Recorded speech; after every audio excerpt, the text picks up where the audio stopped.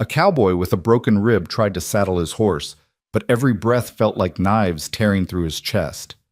Just when he thought he'd collapse in the dirt, a woman's voice cut through the pain. She took the reins from his trembling hands, and in that moment, everything changed. This is the story of Cole Maddox and Riley Monroe, two stubborn souls in 1878 Washington Territory, who found love when neither was looking for it. Stay with me until the end and comment what city you're watching from so I can see how far this story travels. The late afternoon sun beat down mercilessly on the dusty yard behind McKinnon's livery in Spokane Falls, Washington Territory. Cole Maddox stood beside his restless bay stallion, Jupiter, one hand pressed firmly against his left side, where the bandages wrapped tight around his torso did little to dull the fire burning beneath his ribs. Every shallow breath sent a sharp reminder of just how badly things had gone 3 days ago when he'd confronted those cattle rustlers in the foothills. The bullet had grazed him, that's what Doc Patterson called it anyway, but the impact had cracked his fifth rib clean through. Doc said he was lucky. Lucky the bullet hadn't gone deeper. Lucky he'd made it back to town before infection set in. Lucky to be alive. Cole didn't feel lucky. He felt like a damn fool. "Easy now, Jupe," he muttered through gritted teeth as the stallion shifted sideways, ears flicking nervously. The horse sensed his weakness. Animals always did. Cole reached for the saddle he'd draped over the hitching rail earlier, his right hand closing around the horn, while his left arm hung useless at his side. The saddle probably weighed 40 pounds. Might as well have been 400. He lifted it 6 inches before the movement sent a lightning bolt of agony through his torso. His vision blurred white at the edges. The saddle slipped from his grip and hit the dirt with a heavy thud that made Jupiter dance backward, pulling the lead rope taut. "Son of a..." Cole's curse dissolved into a hiss of pain as he doubled over, one hand braced against the rail, the other clutching his side. Sweat broke out across his forehead despite the cooling autumn air. His hat tumbled off, landing beside the saddle in the dust. This was ridiculous. He'd been saddling horses since he was 6 years old, 24 years of ranching, and now he couldn't manage the simplest task without nearly passing out like some greenhorn fresh off the train from Boston. "You planning to stand there bleeding through that shirt, or are you going to accept help when it's offered?" The voice came from behind him, calm, clear, and unmistakably female. Cole straightened slowly, biting back another curse as the movement pulled at his injured side. He turned to find a woman standing about 10 feet away, arms crossed over the front of a simple brown riding dress that had seen its share of hard use. She wore no bonnet, just a wide-brimmed hat that shadowed her face, and her dark blonde hair was pulled back in a practical braid that hung over one shoulder. He'd never seen her before. He was certain of that. In a town the size of Spokane Falls, you knew every face, and hers wasn't one a man would forget. She was striking in a way that had nothing to do with delicate features or fancy clothes. Her face was sun-touched, with high cheekbones and a straight nose. But it was her eyes that held him, sharp, assessing, the color of winter sky. They studied him with the same careful attention a horse trader might give a questionable mare. "I'm fine," Cole said automatically, though even he didn't believe it. "No, you're not." She moved forward with the easy confidence of someone used to being listened to, her boots kicking up small clouds of dust with each step. "You're about 30 seconds from face-planting in the dirt, and that horse of yours is getting more nervous by the minute. So here's what's going to happen. You're going to sit down on that bench over there, and I'm going to saddle your animal so you can get wherever you're trying to go." Cole bristled. "Ma'am, I appreciate the concern, but nothing." She stopped directly in front of him, close enough that he could see the determined set of her jaw. She wasn't tall, probably came up to his shoulder, but something in her bearing made her seem bigger. "I've been watching you struggle with that saddle for the last 5 minutes. You're injured, you're in pain, and you're too stubborn to admit you need help. Does that about sum it up?" His first instinct was to tell her exactly where she could take her help. Cole Maddox didn't need assistance from anyone, let alone a woman he'd never met who was currently looking at him like he was a particularly difficult math problem she was determined to solve. But then another wave of pain rolled through him, stealing his breath and making his knees go soft. His vision tunneled again, and he felt himself swaying. A firm hand gripped his upper arm, steadying him. "That's what I thought. Come on, cowboy. Bench! Now!" She guided him the 6 steps to the weathered wooden bench that sat against the livery wall, and Cole found himself sitting before he'd consciously decided to cooperate. He leaned back against the sun-warmed boards, breathing carefully through his nose, trying to will the world to stop spinning. Through half-closed eyes, he watched her pick up his hat, dust it off with 2 efficient swipes, and set it on the bench beside him. Then she retrieved his saddle as if it weighed nothing at all, hoisting it onto her hip with practiced ease. "What's his name?" she asked, approaching Jupiter with slow, deliberate steps. "Jupiter," Cole managed. "Jupe. But ma'am, you don't have to—" "I know I don't have to." She stopped a few feet from the horse, letting him catch her scent and settle. Jupiter's ears swiveled forward, his nostrils flaring as he assessed this new human. "But I'm going to anyway, because watching you suffer through your own stubbornness isn't high on my list of enjoyable activities." She held out one hand, palm up, and made a soft clicking sound with her tongue. Jupiter stretched his neck, his velvet nose brushing her fingers. After a moment's consideration, he took a step closer. "That's a good boy," she murmured, her voice dropping to that particular tone people used with animals, gentle but confident. "Nobody's going to hurt you. Your person there is having a rough day, but we're going to help him out, aren't we?" Cole watched in amazement as his notoriously temperamental stallion, the horse that bit the last stable hand who'd tried to handle him, stood perfectly still while this strange woman ran her hand down his neck, checked his feet, and examined his tack with the thoroughness of an experienced horsewoman. "When did you last have his hooves trimmed?" she called over her shoulder. 2 weeks ago, Cole replied automatically. "Why?" "Just checking. He's favoring his left front slightly. Might want to have the farrier take another look."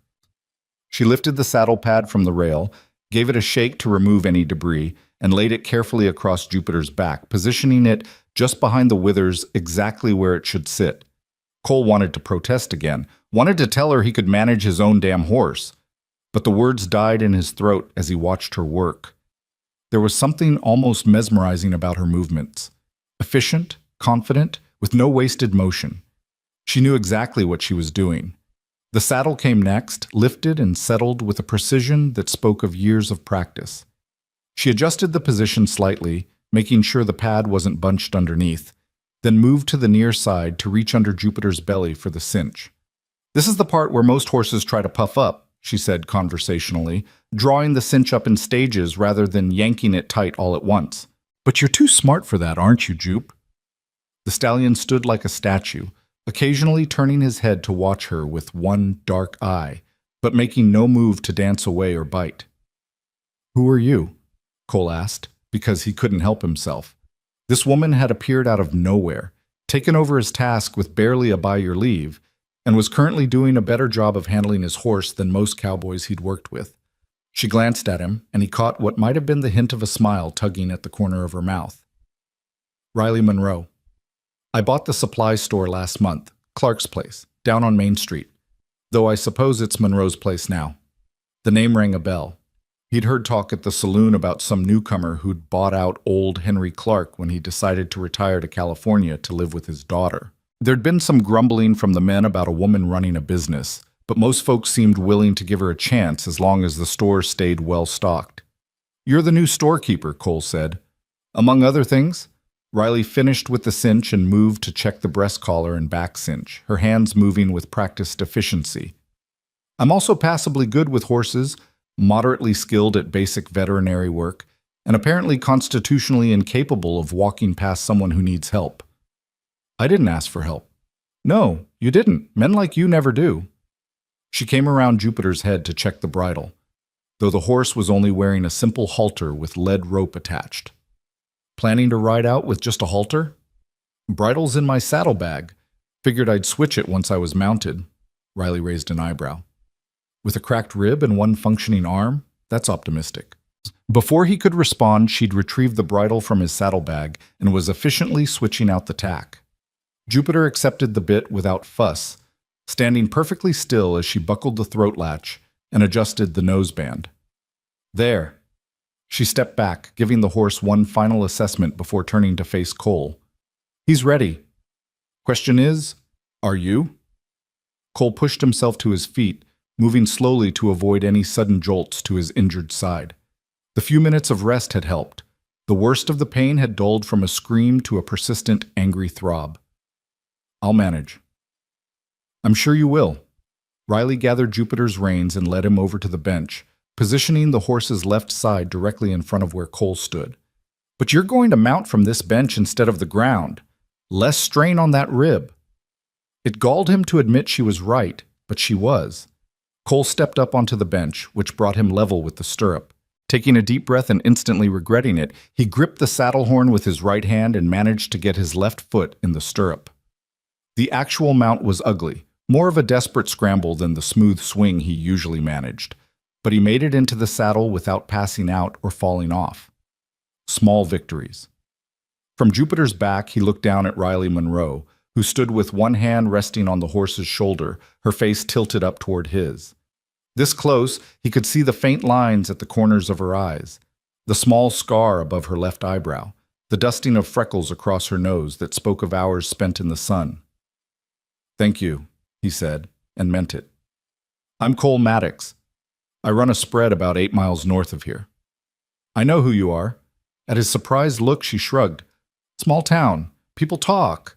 The general consensus seems to be that you're honest, hardworking, keep to yourself, and have been alone too long." Cole felt heat rise in his cheeks that had nothing to do with pain or exertion. People should mind their own business. Probably, but they don't. Riley stepped back, giving Jupiter room to move. "You should see Doc Patterson again tomorrow. That bandage needs changing, and I'd bet money you've got inflammation starting. Cracked ribs are nothing to ignore." "You a doctor too?" "No, but I've patched up enough injuries to know when someone's being stupid about their own health." She fixed him with a level stare. "Don't be stupid, Mr. Maddox." Before he could formulate a response to that, something between offended and amused, she turned and walked toward the front of the livery, her braid swinging between her shoulder blades. Cole sat there for a moment, watching her go, trying to figure out what had just happened. He'd come to town to pick up supplies and collect his horse. Instead, he'd been rescued, scolded, and efficiently managed by a woman who apparently had no qualms about telling a grown man what to do. The strangest part was that he didn't entirely mind. Jupiter shifted beneath him, ready to move. Cole gathered the reins, adjusted his seat as carefully as he could, and urged the stallion forward.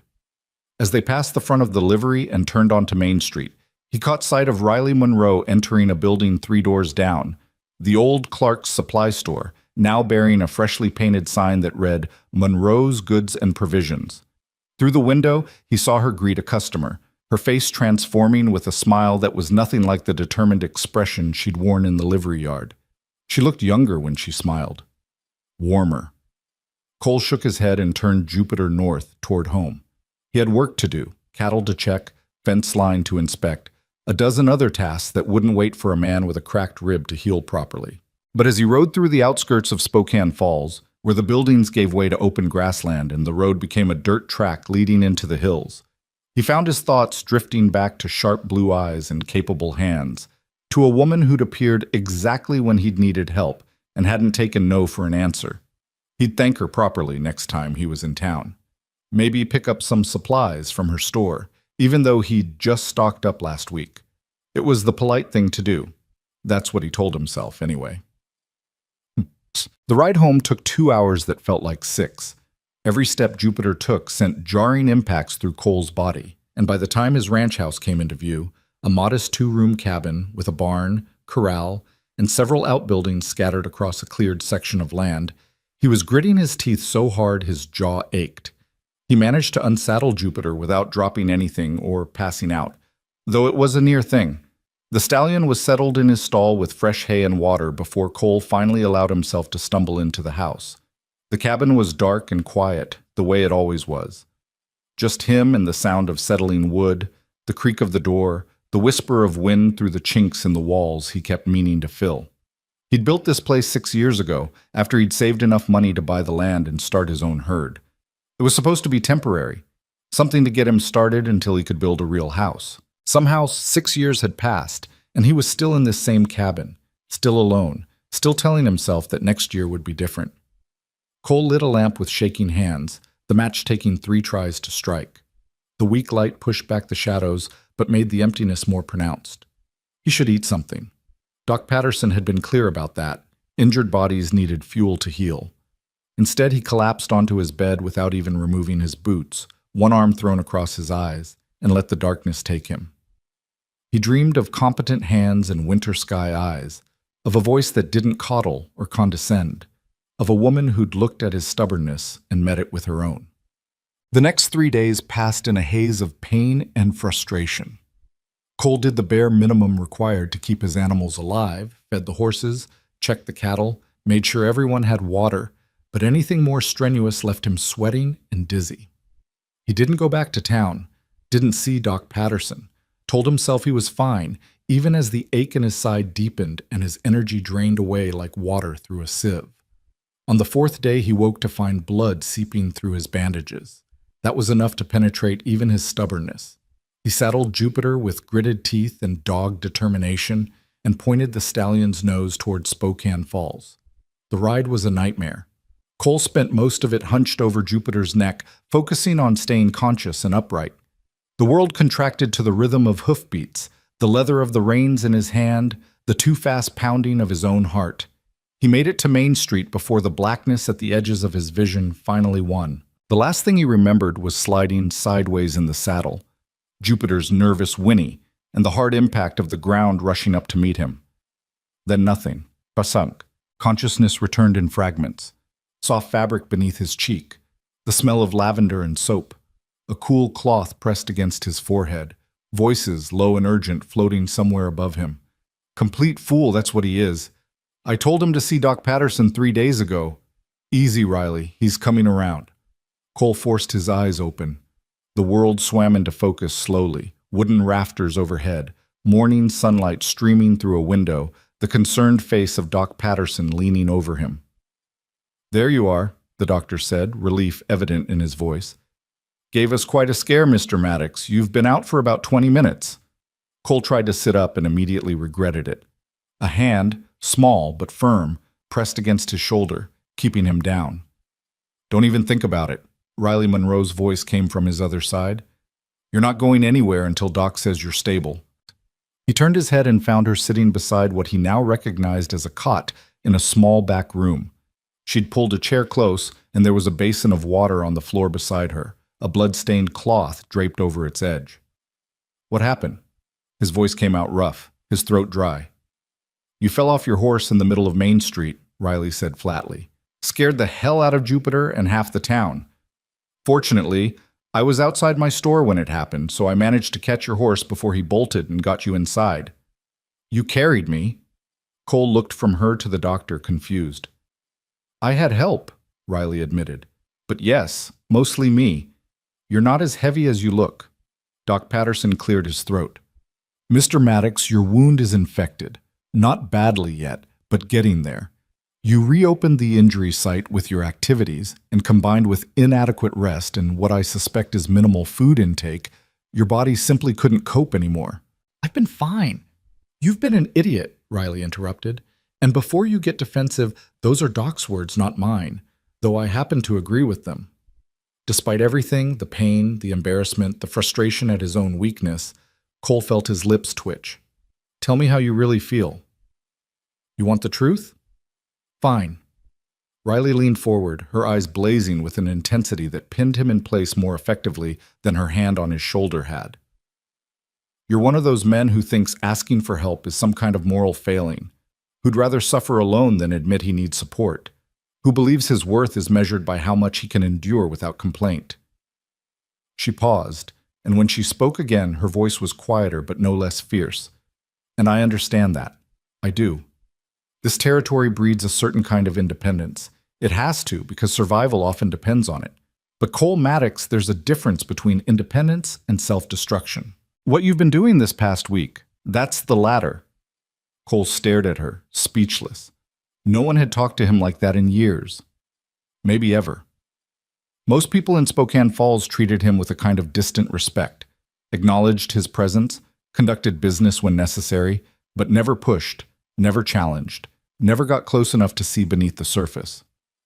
Riley Monroe had known him for less than a week, and she was looking at him like she could read every thought he'd ever tried to hide. I'm going to give you something for the infection, Doc Patterson said, breaking the tension.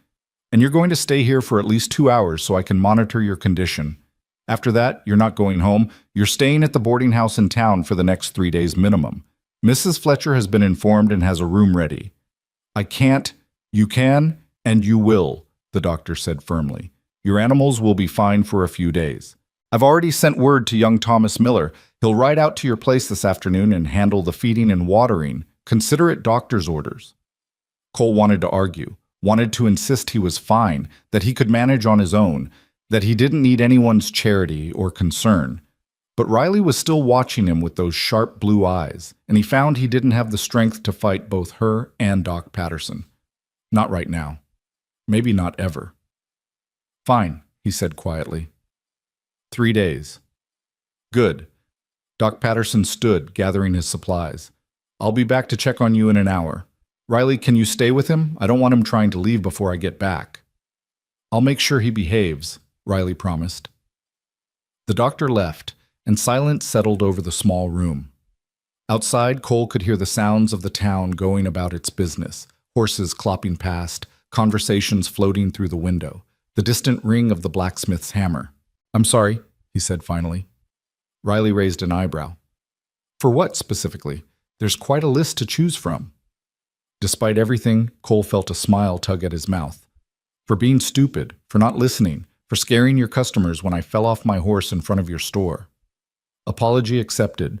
Riley reached for the basin, wringing out the cloth and folding it neatly. Though, if we're being honest, you probably did more damage to your own pride than anyone else's sensibilities. That's certainly true. Cole studied her face, noting the shadows under her eyes, the tension in her shoulders. Have you been here the whole time, since I fell? Most of it. I needed to make sure you were okay. She set the basin aside and met his gaze. You helped me out once, even if you don't remember it. Cole frowned. What do you mean? 2 weeks ago. I just arrived in town, didn't know anyone, and was trying to negotiate a fair price on a wagon from Bill Henderson at the trading post. He was trying to charge me double what it was worth, assuming I wouldn't know the difference. Riley's expression softened slightly. You were there picking up supplies. You didn't say much, just casually mentioned that you'd seen the same model wagon go for half that price at the auction in Cheney. Henderson backed down immediately. Cole had a vague memory of the incident. He'd been in a hurry that day, eager to get back to the ranch, and hadn't paid much attention to the woman Henderson had been trying to cheat. He certainly hadn't expected her to remember. That was nothing, he said. It was something to me. Riley stood, brushing imaginary dust from her skirt. I don't forget kindnesses, Mr. Maddox, even small ones. Especially small ones, because those are the kind people do when they don't expect anything in return. She moved toward the door, then paused with her hand on the frame. I need to get back to the store. I have a delivery arriving this afternoon, but I'll check on you tonight at the boarding house. Make sure you're actually resting instead of planning your escape. You don't have to do that. I know. Riley looked at him over her shoulder, and this time her smile was genuine, warm and bright and completely unexpected. But I'm going to anyway. Get some rest, Cowboy. You look like hell. Then she was gone, leaving Cole alone with his thoughts, his pain, and the lingering scent of lavender that somehow made the sterile back room of Doc Patterson's office feel a little less empty. He closed his eyes and tried to sleep, but his mind kept returning to the same puzzle. Who was Riley Monroe, really? And why did it feel like she'd walked into his life at exactly the moment everything was about to change?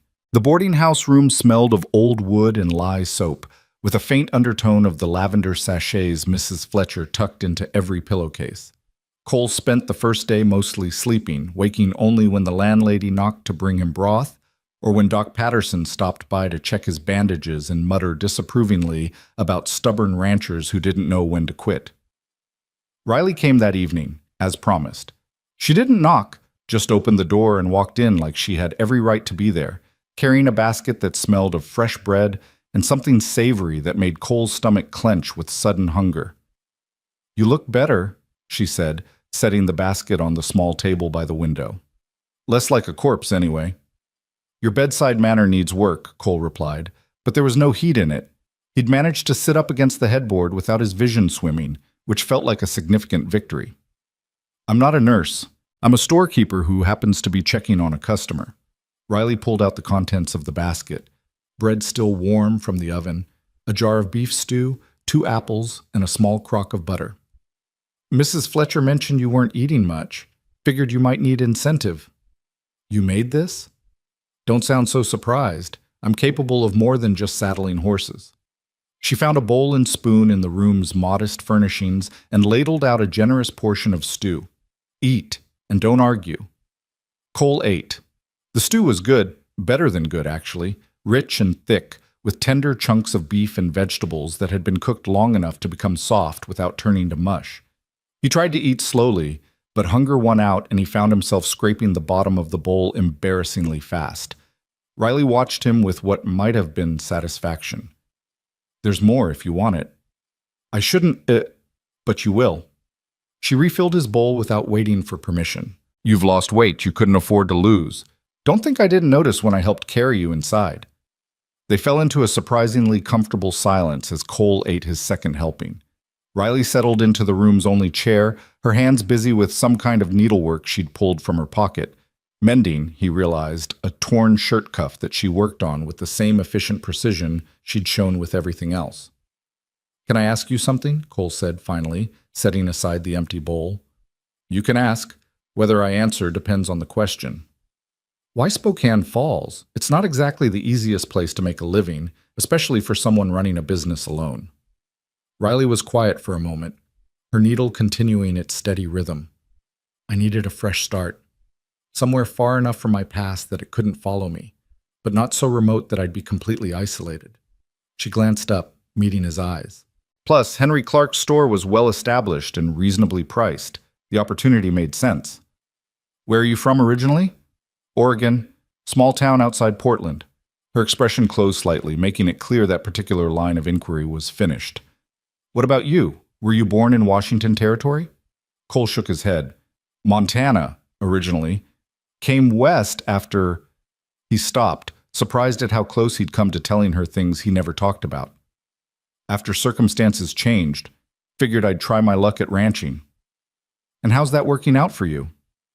Well, I'm currently sitting in a boarding house with a cracked rib and an infection, so I'd say it's been better. He smiled to take the edge off the words. But the ranch is doing well enough. I've got about 300 head of cattle, decent grazing land, water access. Could be worse. Could also be better, I'm guessing.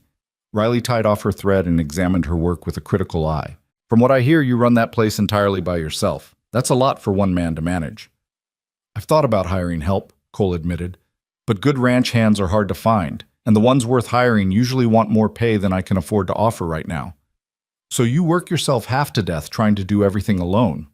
Riley folded the mended shirt and tucked it back into her pocket. Seems to be a pattern with you.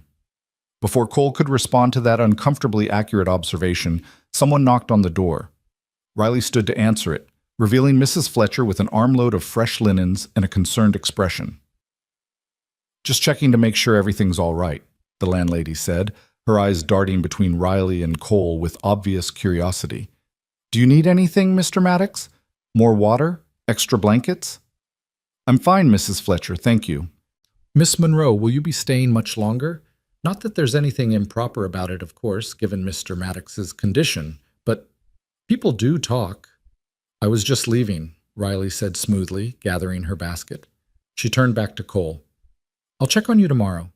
Try not to do anything stupid between now and then. I'll do my best. After both women had left, Mrs. Fletcher still radiating curiosity like a wood stove radiating heat, Cole lay back against the pillows and stared at the ceiling. The food had helped, and the infection seemed to be responding to Doc Patterson's treatment, but it wasn't physical recovery that occupied his thoughts as darkness fell outside his window. It was the puzzle of Riley Monroe, the way she moved through the world with such confidence, as if she'd never doubted her right to occupy space or speak her mind. The casual competence she brought to everything from saddling horses to making stew to managing busybody landladies. The shadows he'd glimpsed behind her eyes when he'd asked about Oregon. She was hiding something, running from something, most likely, though whether it was a person or a memory or just the weight of her own past, he couldn't say. Cole recognized the impulse because he carried his own ghosts, the ones that woke him at 3 a.m, The ones that made this empty cabin and solitary life feel less like a choice and more like a penance. Maybe that was why her presence didn't feel like an intrusion. Two people running from their pasts had an unspoken understanding. The next 2 days passed in a similar pattern. Doc Patterson came morning and evening to change bandages and pronounce gradual improvement. Mrs. Fletcher brought meals and gossip in equal measure. And Riley appeared each evening with food, conversation, and a complete refusal to be anything other than exactly herself. On the third evening, she arrived earlier than usual, her expression troubled. "I need to ask you something," she said without preamble, settling into her usual chair. "And I need you to hear me out before you say no." Cole sat up straighter, suddenly wary. "All right. I've been thinking about expanding my delivery service, taking supplies out to the homesteads and smaller ranches that are too far from town for people to come in regularly. It would be good for business, and there's clearly a need for it." "Makes sense," Cole agreed cautiously. "The problem is, I don't know the area well enough yet. I'd need someone to show me where the different properties are, make introductions to the families, help me establish routes and relationships." Riley leaned forward, her eyes intense. "I'd pay for your time. And in exchange, I could help you with some of your ranch work while we're out there. I wasn't joking when I said I'm good with cattle." Cole blinked. "You want to hire me as a guide?" "More like a temporary partnership. You need help moving your herd before the creek dries up. I heard you talking to Doc Patterson about it yesterday. I need help establishing my delivery routes. We could help each other."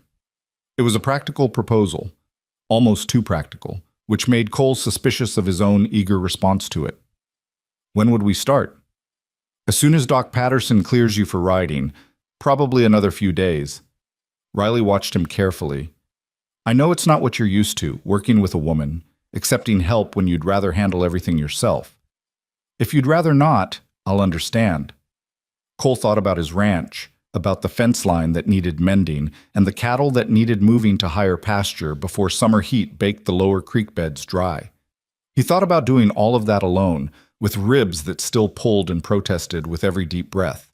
Then he thought about Riley's hands on Jupiter's bridle, calm and sure, about the way she'd looked at him in the livery and seen past his stubbornness to the need underneath. "How long would this partnership last?" he asked. 2 weeks? Maybe 3? Depends on how much ground we need to cover and how quickly we can move. And you're sure you can handle the work? It won't be easy. Long days in the saddle, rough terrain, unpredictable weather. Riley's expression went flat. "Mr. Maddox, I grew up on a ranch. I can ride, rope, brand, and doctor cattle as well as most men and better than some. I've delivered calves in the middle of snowstorms and mended fence in weather that would make a grown man cry. So, yes, I can handle the work." Cole held up a hand in surrender. "Point taken. I wasn't trying to insult you. I just needed to be sure we both knew what we were getting into." "And now you know." Some of the tension left her shoulders. "So is that a yes?" He should probably think about it more. Should consider all the reasons why spending 2 weeks riding the backcountry with a woman he barely knew was a questionable decision. Should remember that he'd built his entire life around not needing anyone, not letting anyone close enough to see the broken places. But Riley Monroe had already seen those places, and she was still here, offering partnership instead of pity. "Yes," Cole said. "It's a yes." The relief on her face was fleeting but unmistakable. "Good. I'll start making preparations. We'll need pack horses, supplies, camping equipment if we're going to be out for more than a few days at a time." "I have most of that already," Cole interrupted. "But we should coordinate so we're not carrying duplicate supplies." They spent the next hour planning, their conversation shifting from tentative to animated as they worked out logistics. Riley pulled a small notebook from her pocket and began sketching a rough map of the area as Cole described the various homesteads and ranches, the terrain between them, the best routes for different seasons. By the time she left, full darkness had fallen outside, and Cole's head was buzzing with plans and possibilities. For the first time in longer than he could remember, he was actually looking forward to something. Doc Patterson released him the next morning with strict instructions to take it easy, avoid heavy lifting, and come back immediately if the pain worsened or he noticed any signs of fever. Cole assured him he'd follow orders, collected his things from the boarding house, and headed straight to Monroe's store. The bell above the door chimed as he entered. The interior was well organized and surprisingly spacious, with goods arranged in neat sections, dry goods along one wall, tools and hardware along another, fabrics and household items in the back. The smell of coffee, leather, and sawdust mingled pleasantly. Riley stood behind the counter, helping an older woman select buttons from a display case. She glanced up when Cole entered, and something flickered in her eyes, surprise maybe, or pleasure, before she returned her attention to her customer. Cole browsed while he waited, noting the quality of the merchandise and the fair pricing marked on everything. Riley ran her business the way she seemed to run everything else, efficiently, honestly, with attention to detail. The older woman finally made her selection and departed with a basket full of purchases and warm farewells. Riley turned to Cole, one eyebrow raised. "Shouldn't you be resting? I've been resting for 3 days. Any more and I'll go crazy." Cole approached the counter. "Figured I should pick up some supplies before we head out. Also wanted to see your operation here." "And? It's impressive. You've done a lot with the place in just a few weeks." Riley's cheeks colored slightly, the first time he'd seen her anything close to flustered. "It needed some reorganization. Henry was a sweet man, but his filing system was chaos incarnate." They spent the next 20 minutes assembling Cole's order: coffee, flour, beans, salt pork, and various other necessities for a cattle drive. Riley worked quickly, her hands sure as she measured and wrapped, occasionally making notes in a ledger she kept beneath the counter. "When do you want to leave?" Cole asked as she tallied his purchases. "Day after tomorrow? That gives us both time to prepare. And it's early enough in the week that we won't lose too many business days." "Works for me. I'll bring my pack horse and camping gear into town tomorrow night. Stable them at McKinnon's. We can leave at first light." Riley nodded, writing the figure on a slip of paper and sliding it across the counter. Cole paid, surprised to find the total lower than he'd expected. "You undercharged me," he said. "I gave you the rate I'd give any partner, which you are, for the next few weeks at least." Riley began loading his purchases into a sturdy canvas sack. "Besides, you're going to earn it. I'm not easy to work with when I'm focused on something." "Neither am I." "Then this should be interesting." She handed him the sack, their fingers brushing briefly. "Try not to tear those stitches before we even get started." Cole left the store with his supplies and a strange lightness in his chest that had nothing to do with healing ribs. He spent the rest of the day and all of the next preparing for the journey, checking tack, organizing supplies, selecting which horses to bring, planning the route in more detail. By the time he rode into Spokane Falls the following evening, leading his pack horse and spare mount, he'd almost convinced himself this was just a practical business arrangement. Two people helping each other out. Nothing more complicated than that. Then he saw Riley waiting outside the livery, dressed in practical riding clothes with her hair in that efficient braid, and something in his chest tightened in a way that had nothing to do with cracked ribs. She'd changed from her store dress into canvas trousers, a man's work shirt, and a leather vest worn soft with age. High boots covered her calves, and she wore a wide-brimmed hat pulled low against the late afternoon sun. She looked nothing like the women who promenaded down Main Street in their Sunday dresses, and everything like someone ready for hard work. "You came prepared," Cole said, dismounting carefully. "I told you I grew up on a ranch." Riley gestured to 3 horses tied nearby, a sturdy dun mare, a pack horse loaded with supplies, and a gray gelding that looked steady and reliable. "This is Juniper, my riding horse. The pack horse is Gus. He's patient and doesn't spook easily. And that's Smoke. I brought him as a spare mount in case either of us needs a fresh horse." "Good thinking." Cole began unsaddling Jupiter for the night. "We'll leave at dawn. Should reach the Peterson homestead by mid-morning if we make good time." They worked in companionable silence, settling the horses for the night and finalizing their preparations. Other people came and went from the livery, ranch hands collecting mounts, a family departing in a wagon, the usual evening traffic of a small frontier town.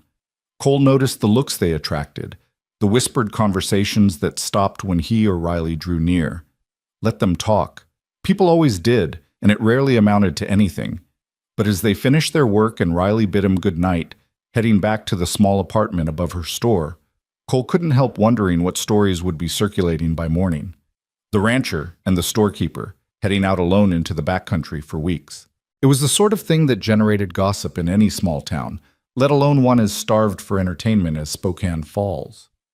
He shook off the thought and headed to the boarding house for one last night in a real bed. Tomorrow they'd be camping under the stars, and he needed to be as rested as possible for whatever challenges the trail would bring. Dawn arrived cool and clear, the sky painted in shades of pink and gold that promised good weather.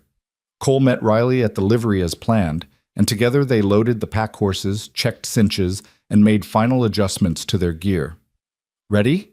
Riley asked, swinging into Juniper's saddle with an ease that confirmed everything she'd said about her riding ability. "Ready," Cole confirmed, mounting Jupiter more carefully but with less pain than he'd felt in over a week. They rode out of Spokane Falls just as the town was beginning to wake, joining the broad dirt road that led north into the hills. For the first hour, they traveled in silence, content to let the horses find their rhythm while morning light gradually strengthened around them. The landscape opened up as they left town behind, rolling grassland dotted with ponderosa pines, rocky outcroppings, and occasional creeks that still ran strong with mountain snowmelt. In the distance, mountains rose blue and hazy against the horizon, their peaks still capped with snow despite the advancing season. "It's beautiful out here," Riley said finally, her eyes scanning the terrain with obvious appreciation. "Different from Oregon, drier, more open, but beautiful." "You miss it? Oregon?" "Sometimes. Mostly I miss what it represented, the person I was before everything got complicated." She glanced at him. "You ever feel that way about Montana?" "Every day," Cole admitted. "But going back won't change anything. The past stays past, whether we want it to or not. Doesn't mean we stop missing it, though." "No, it doesn't." They fell silent again, but it was a different quality of silence now, less careful, more honest. Two people acknowledging shared understanding without demanding details or explanations. The Peterson homestead appeared around mid-morning, a modest collection of buildings tucked into a fold of land near a creek. Smoke rose from the chimney, and chickens scattered as they rode into the yard. A wiry man in his 40s emerged from the barn, wiping his hands on his pants. His weathered face broke into a smile when he recognized Cole. "Maddox, didn't expect to see you out here. Heard you'd had some trouble with rustlers." His eyes shifted to Riley, curiosity evident. "I'm recovering. Frank Peterson, this is Riley Monroe. She owns the supply store in town now. Riley, Frank runs one of the best small operations in the territory." Frank pulled off his hat, nodding respectfully. "Ma'am, pleased to meet you. What brings you both out this way?" Riley explained her plan to establish regular delivery routes, and Cole watched Frank's expression shift from skepticism to interest as she outlined fair prices, reliable schedules, and the convenience of not having to make the long trip to town every time they needed supplies. "My wife would appreciate that," Frank said finally. "She's been after me to make more frequent trips, but with spring work, well, there's never enough hours in the day." "Then we have a deal?" Riley extended her hand, and after a moment's hesitation, Frank shook it firmly. "We have a deal. Come inside. Martha will want to meet you, and she'll have my hide if I don't offer you both coffee." They spent an hour at the Peterson place, drinking strong coffee and eating fresh biscuits, while Martha Peterson peppered Riley with questions about what goods she could order and how the delivery system would work. By the time they left, Riley had her first official customer and a long list of requested items. "That went well," Cole said as they rode toward their next stop. "Better than I expected, honestly. I wasn't sure how receptive people would be." Riley patted the notebook she'd tucked back into her saddlebag. "2 more homesteads today, then we can start moving toward your grazing land tomorrow." The pattern repeated itself twice more that day. Cautious greetings, Cole's introductions lending credibility, Riley's straightforward competence winning people over. By evening, they'd gained 2 more customers and reached the edge of Cole's property. They made camp in a clearing near a creek, the horses hobbled and grazing nearby, while Cole and Riley worked together to set up their bedrolls and start a fire. The work went smoothly, their movements coordinated by unspoken agreement about who would handle which tasks. "You know what you're doing out here," Cole observed as Riley arranged rocks around the fire pit with practiced efficiency. "Told you I did." She sat back on her heels, brushing dirt from her hands. "My father ran a cattle operation in Oregon, 100 head, give or take. I worked right alongside him from the time I was old enough to sit a horse. He never treated me different from the sons he never had. He sounds like a good man. He was. The past tense hung heavy between them. He died 4 years ago. Heart gave out one morning while he was checking fence line. By the time anyone found him, it was too late. I'm sorry. Riley shrugged, but Cole saw the tightness around her eyes. That's when things started to fall apart. My mother couldn't run the ranch alone and I was engaged to be married, so everyone assumed my fiancé would take over. Except he had his own ideas about what should happen to the property. She fell silent, staring into the growing flames. Cole wanted to press for more details, but recognized the signs of someone deciding how much truth to share. He wanted to sell, Riley continued finally. Said running a ranch was too much work for too little profit, and we should take the money and move to Portland where he could pursue business opportunities. I disagreed. We fought about it for months. Then one day I came home and found him meeting with a buyer, negotiating terms without telling me. What did you do? Told him the wedding was off, bought out his share of the property with money my father had left me, and ran that ranch by myself for 2 more years. Pride flickered across her face. Did a damn good job of it, too. But the rumors, the gossip about what kind of woman breaks her engagement, challenges a man's decisions, refuses to remarry, eventually it became too much. So I sold, took my money, and decided to start fresh somewhere nobody knew my history. Cole absorbed this, understanding clicking into place, and Spokane Falls was far enough away. Far enough that no one asks why I'm running a business alone. Far enough that I can make my own decisions without everyone in town having opinions about whether they're appropriate. She met his eyes across the fire. I'm not running from anything illegal or immoral, Cole, just from the weight of other people's expectations. I wasn't judging. Weren't you? Even a little? He thought about it honestly. Maybe at first, but only because I recognized the impulse. I did the same thing when I left Montana.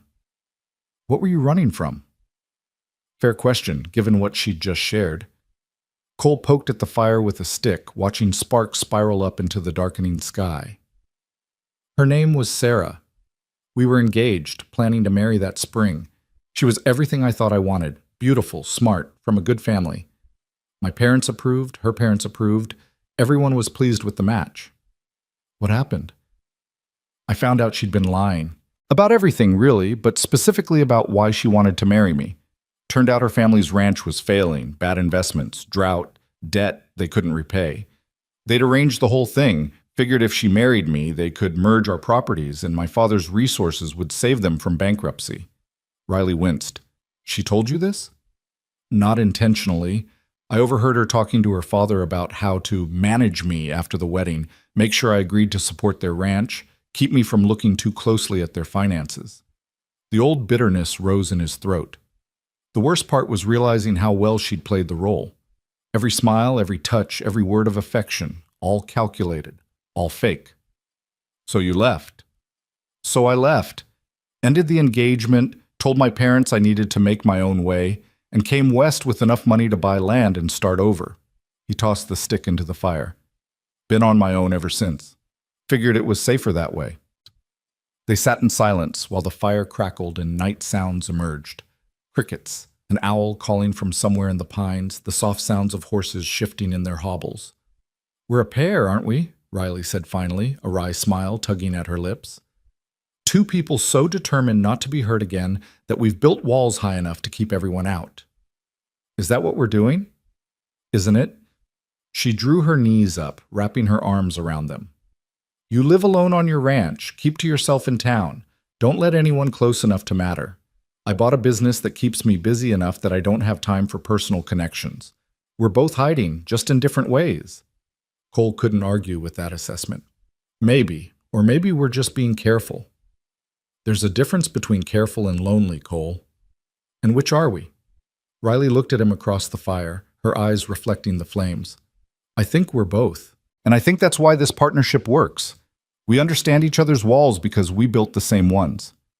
The observation was too accurate to be comfortable. Cole stood, suddenly restless.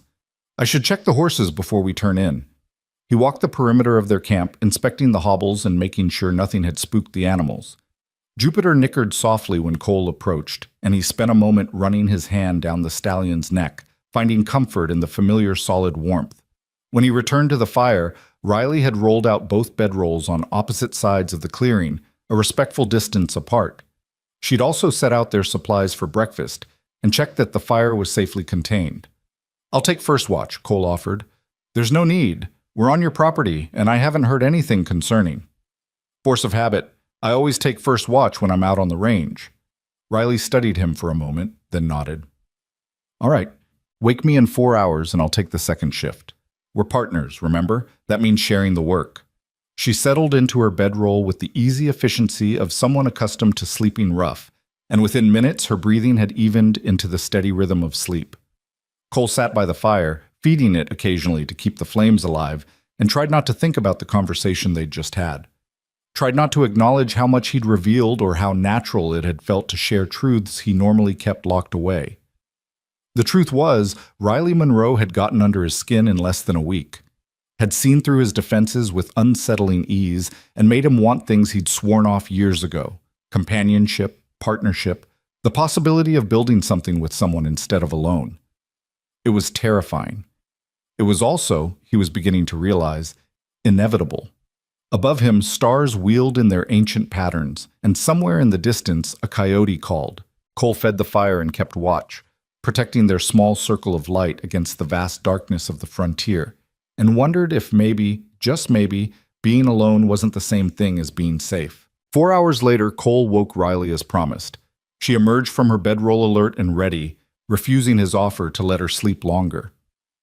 They switched positions without discussion, and Cole lay down in the still warm blankets, expecting to spend at least an hour staring at the stars before sleep came. Instead, he dropped into darkness almost immediately, his body finally surrendering to the exhaustion he'd been fighting since the injury. When he woke again, pale dawn light was filtering through the trees, and Riley had coffee brewing over a rebuilt fire. "You let me sleep," he said, his voice rough with sleep. "You needed it. Your body's still healing, whether you want to admit it or not." She poured coffee into a tin cup and handed it to him. "Besides, nothing happened. Quietest night I've spent outdoors in years." They ate a quick breakfast of hardtack and dried fruit, broke camp with the efficiency of people who'd done this countless times before, and were mounted and moving by the time the sun fully cleared the horizon.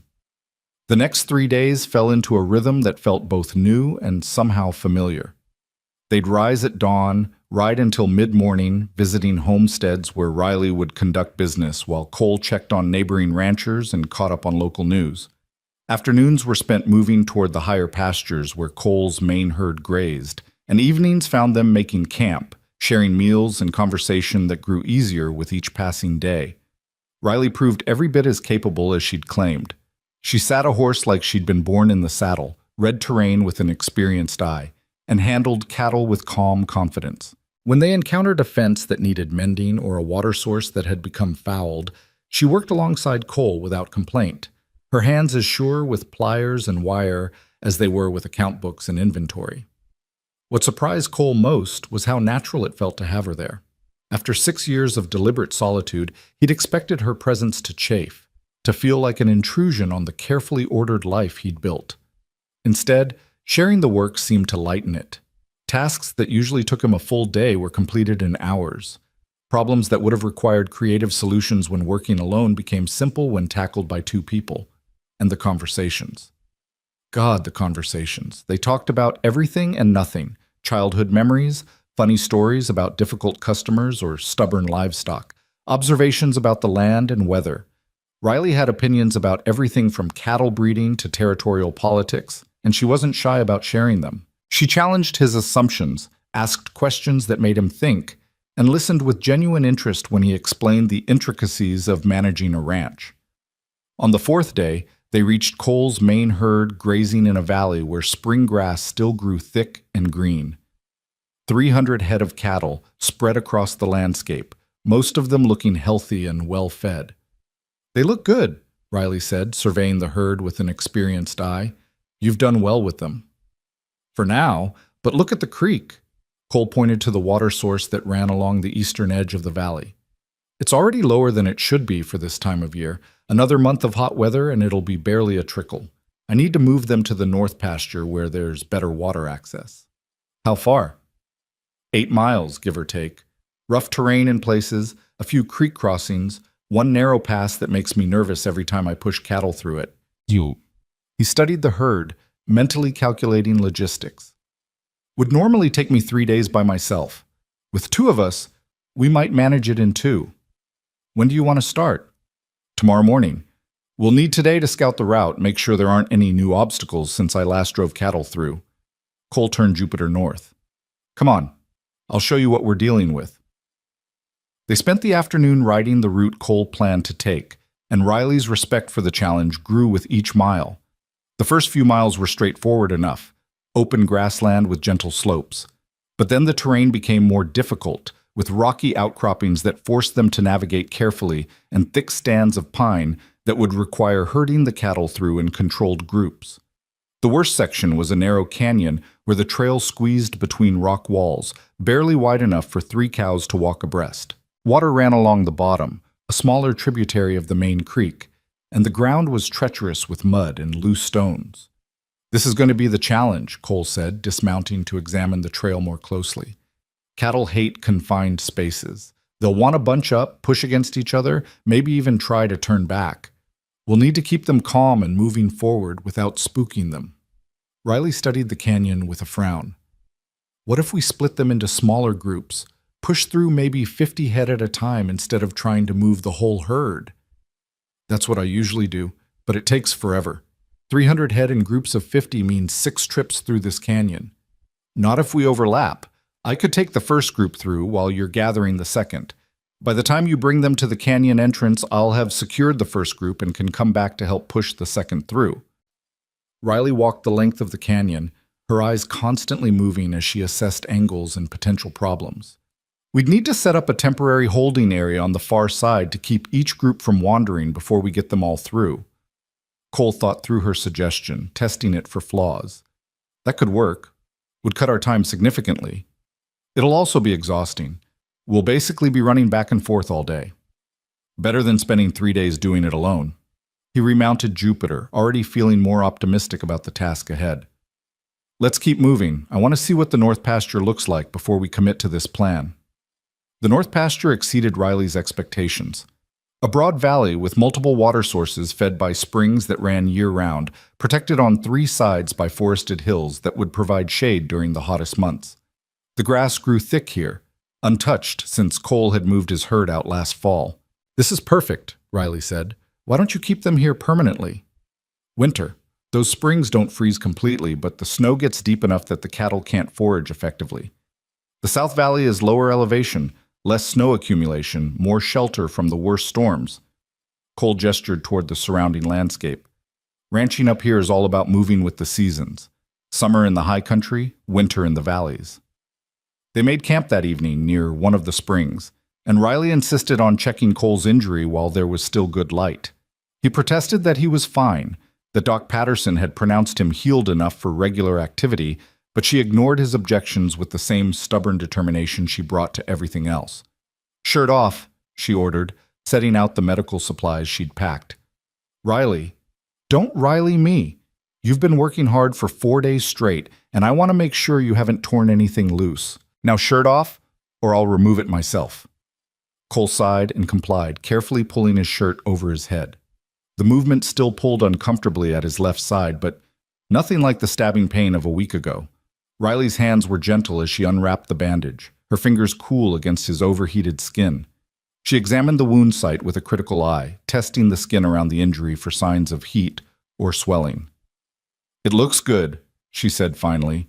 No infection, healing cleanly. You'll have a scar, but that's unavoidable with this type of injury. Won't be my first.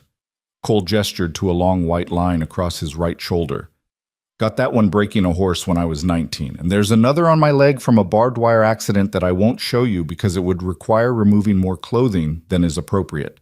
Riley laughed, the sound bright and unexpected in the quiet evening. I appreciate your sense of propriety. She began rewrapping the bandage with practiced efficiency. Though I've probably seen worse. My father was always getting injured, kicked by horses, gored by bulls, cut on any sharp object within reach. My mother finally taught me basic wound care out of self-defense. Your mother sounds practical. She is. Riley's hands paused briefly before continuing their work. We don't talk much anymore. She remarried about a year after I broke my engagement, and her new husband has very traditional views about how women should behave. My independence makes him uncomfortable. That must be hard. It is what it is. She tied off the bandage and sat back. People make choices.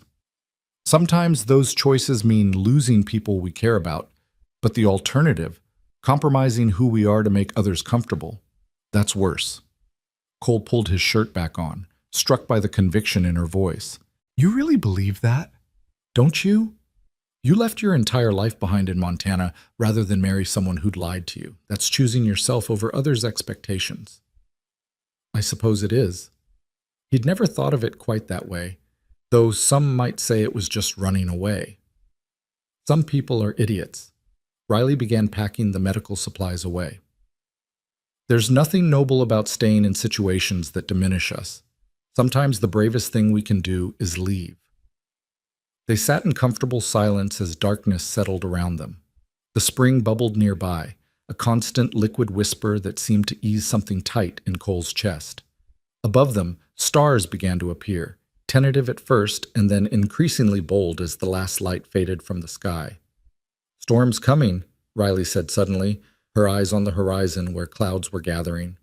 Cole followed her gaze and cursed quietly. She was right. The distinctive anvil shape of thunderheads was building to the west, illuminated occasionally by internal flashes of lightning still too distant to hear. How long do we have? Hour, maybe less. Riley was already moving, her actions quick but controlled. We need better shelter than our bedrolls. They worked together in the fading light, gathering their scattered supplies and moving the horses to a more protected area near a rock overhang. The wind picked up as they worked, bringing the smell of rain and ozone. Cole spotted a shallow cave cut into the hillside about 50 yards from their original camp. It wasn't large, maybe 8 feet deep and 10 feet wide, but the opening faced away from the approaching storm, and there was room enough for both of them and their essential supplies. There, he pointed. It's not much, but it'll keep us dry. They hauled their gear to the cave just as the first fat raindrops began to fall. Within minutes, the sky opened up, rain sheeting down in wind-driven curtains that turned the landscape gray and indistinct. Lightning cracked overhead, close enough that the thunder followed immediately, a rolling boom that seemed to shake the ground. The horses shifted nervously in their partial shelter, but held their ground. Jupiter called out once, a high nervous sound, and Cole almost went to him before Riley's hand on his arm stopped him. They're fine. The overhang will protect them enough, and going out there now will just worry them more. She was right, but it went against every instinct Cole had. He settled back against the cave wall, watching the storm with the fatalistic acceptance of someone who'd spent enough time outdoors to know that nature cared nothing for human convenience. Riley had managed to light their small camp lantern before the rain hit, and its warm glow pushed back the darkness of the cave. She sat with her back against the opposite wall, her knees drawn up, watching the storm with an expression that Cole couldn't quite read. "You all right?" he asked. "Fine. I've always liked storms, the power of them, the way they remind us how small we really are." Another crack of lightning lit up the cave entrance, and Riley's face was briefly illuminated in stark relief. My father used to say that storms were nature's way of keeping humans humble. Sounds like he was a wise man. He was. Her voice went soft with memory. I miss him, especially at times like this. He would have loved planning this cattle drive, figuring out the logistics, problem-solving the difficult sections. "Tell me about him," Cole said, surprising himself with the request. Riley was quiet for a long moment, and Cole thought maybe he'd overstepped. But then she began to talk, her words coming slow at first and then faster, spilling out like water from a breaking dam. She told him about her father's laugh, his patience with animals, his insistence on treating her like a capable person rather than a delicate daughter. She described his death, the suddenness of it, the way it had shattered her world in an instant. Cole listened without interrupting, letting her words fill the space between them. When she finally fell silent, he found himself sharing his own stories. About his father's disappointment when Cole had refused the arranged marriage, about his mother's tears when he'd left Montana, about the guilt he still carried for choosing himself over his family's expectations. The storm raged outside their shelter, but inside the cave, something gentler was happening. Two people were letting their walls down, brick by careful brick, and discovering that the vulnerability was less terrifying than they'd imagined. At some point, Cole wasn't sure when, they'd moved closer to each other, drawn together by the shared intimacy of confession. Riley sat near enough now that he could see the varied colors in her eyes, blue shot through with silver and gray, and the small scar above her eyebrow that he'd noticed that first day in the livery. "How did you get that?" he asked, reaching up to touch the scar before he thought better of it. Riley didn't pull away from his touch. "Fell out of a tree when I was 9. I'd climbed up to rescue a kitten, cliché I know, and the branch broke. Landed on a rock and split my eyebrow open. My mother was furious, my father was trying not to laugh, and I was more worried about whether the kitten was okay." "Was it?" "Yes. The ungrateful creature scratched me when I finally got it down, then ran off and never came near me again." She smiled at the memory. "My father said it was a good lesson about the perils of trying to rescue things that don't want to be rescued." "That's a hard lesson." "Most good ones are." Riley's smile faded, and her expression became serious. "Cole, can I ask you something?" "Of course." "Why are you really out here alone? I know what you told me about Sarah, about wanting to make your own way. But there's more to it, isn't there? Something you're not saying." Cole's first instinct was to deflect, to give her a surface answer that would satisfy without revealing too much. But they'd already crossed so many lines tonight, shared so many truths. What was one more? "After Sarah, I tried," he said slowly. "I tried to believe that not everyone was like her, that I could trust again. There was a woman in Billings. Martha, her name was. Sweet, kind, seemed genuine. We courted for about 6 months. What happened? I found out she was only interested because she thought I had money. Turns out Sarah had spread rumors before I left Montana, told people I'd inherited a fortune from a grandfather, that I was keeping it secret because I didn't want gold diggers. Martha had heard the rumors and decided to test their validity." Riley winced. "That's awful." "The worst part was how good she was at pretending, even better than Sarah if that's possible. Made me question my own judgment, my ability to read people." Cole stared at his hands, remembering the particular shame of that second betrayal. "After that, I stopped trying. Figured if I couldn't trust my own instincts about people, the safest thing was just to avoid getting close to anyone. But you're here now, with me." "I know." He met her eyes, "and it terrifies me." The admission hung between them, raw and honest.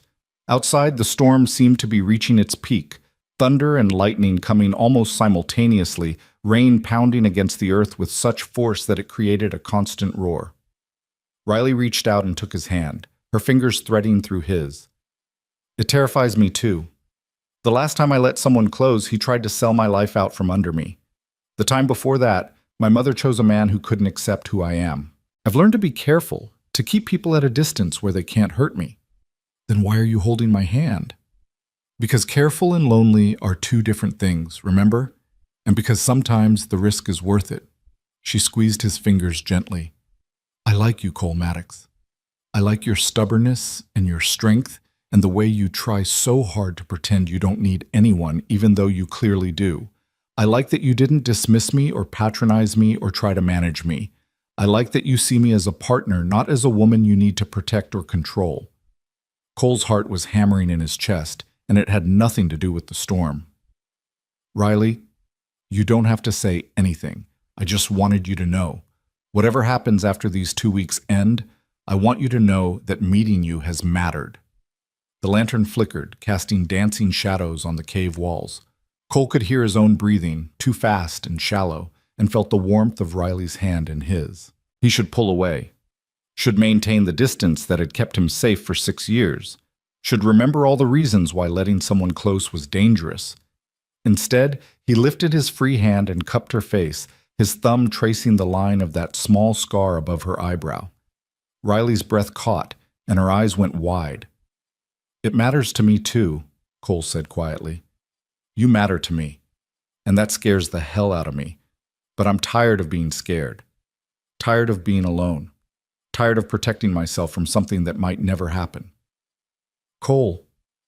He kissed her, not roughly, not with demands or expectations, but gently, a question rather than a statement. Riley made a small sound against his mouth and kissed him back, her free hand coming up to curl into his shirt. The storm raged on outside, but inside the cave time seemed to slow and soften. They kissed like people who'd been starving without knowing it, drinking in the warmth and connection they'd both denied themselves for too long.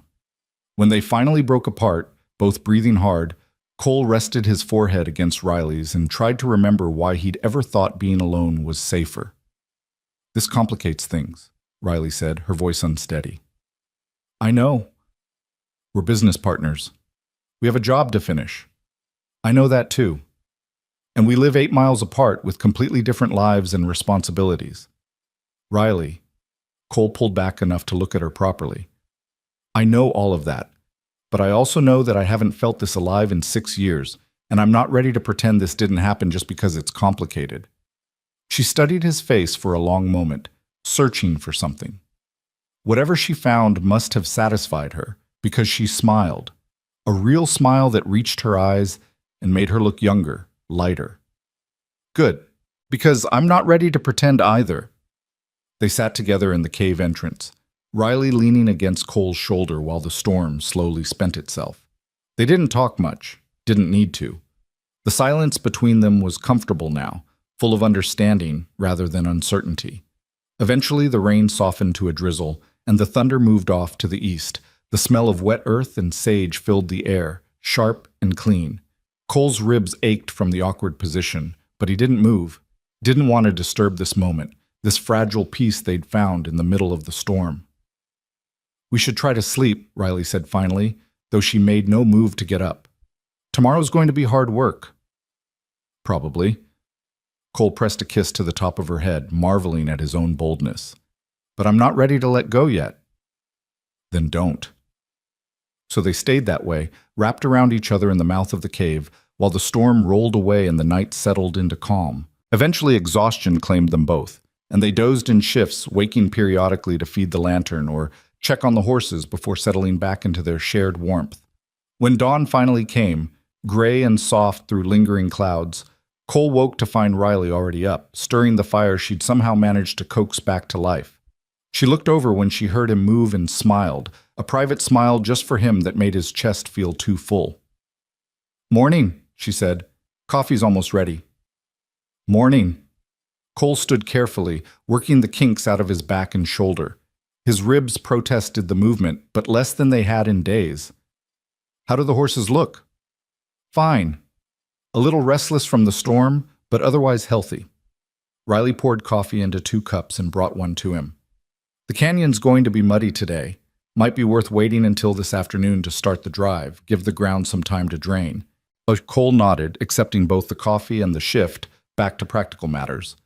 Last night had been, he didn't have words for what last night had been. But now it was morning, and they had work to do. Time enough later to figure out what this thing between them meant, where it might lead. For now, it was enough to stand beside her in the fresh morning air, drinking bitter coffee and watching the sun try to break through the clouds. Enough to know that he wasn't alone anymore, that the walls he'd built so carefully had found their match in someone just as stubborn and scared and brave as he was. They spent the morning checking the cattle and scouting the canyon again, verifying that the storm hadn't created any new obstacles.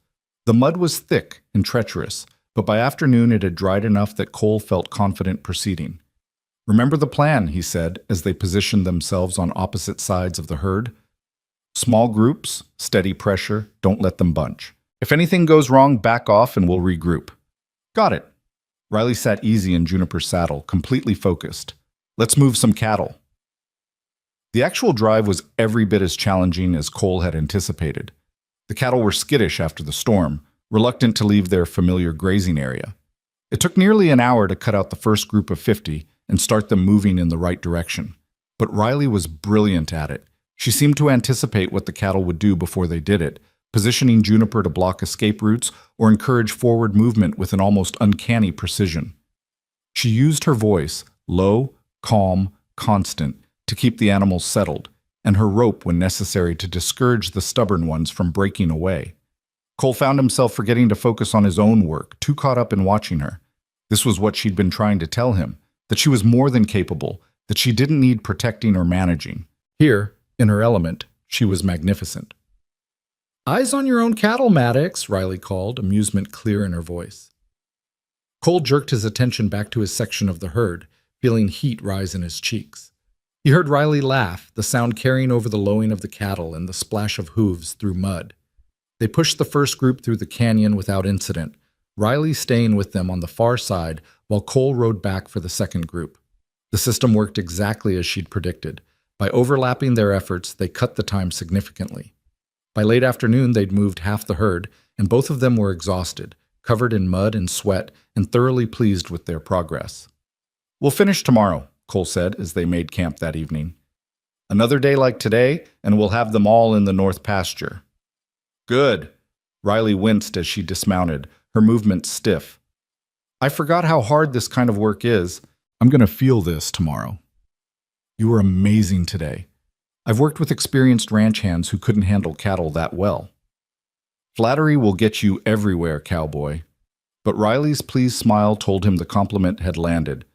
"Though, if we're being honest, you're pretty good at this yourself."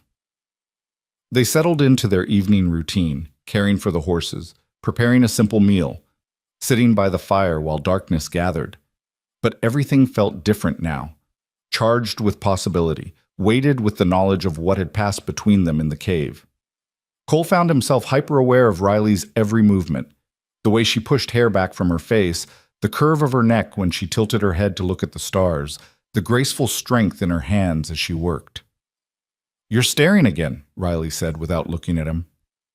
"Can you blame me?" Now she did look at him, her expression somewhere between exasperation and fondness. "Cole Maddox, what am I going to do with you?" "I have some ideas." "I bet you do." She stood brushing dirt from her pants. "But right now I need to wash some of this mud off before I turn into a permanent part of the landscape. There's a pool about 50 yards downstream. I scouted it earlier. I'm going to take a quick bath." "Need company?" The words were out before Cole could stop them, and he immediately wanted to take them back. Too forward, too presumptuous. But Riley just laughed. "Nice try. But no, you're going to stay here by the fire and be a gentleman while I have some privacy. Think you can manage that?" "Probably not, but I'll try." She left, and Cole forced himself to stay put, occupying his hands and mind with unnecessary tasks. He checked their supplies 3 times, reorganized their gear, and added wood to a fire that didn't need it. When Riley returned 20 minutes later, her hair loose and damp around her shoulders, Cole forgot how to breathe. She'd changed into a clean shirt and her face was scrubbed fresh, and something about the combination of practical clothes and that cascade of unbound hair made her look simultaneously approachable and impossibly beautiful. "Your turn," she said, settling by the fire. "And don't take too long. The water's cold." Cole grabbed his own clean clothes and headed for the pool. The water was indeed cold, but it felt good against his overheated skin.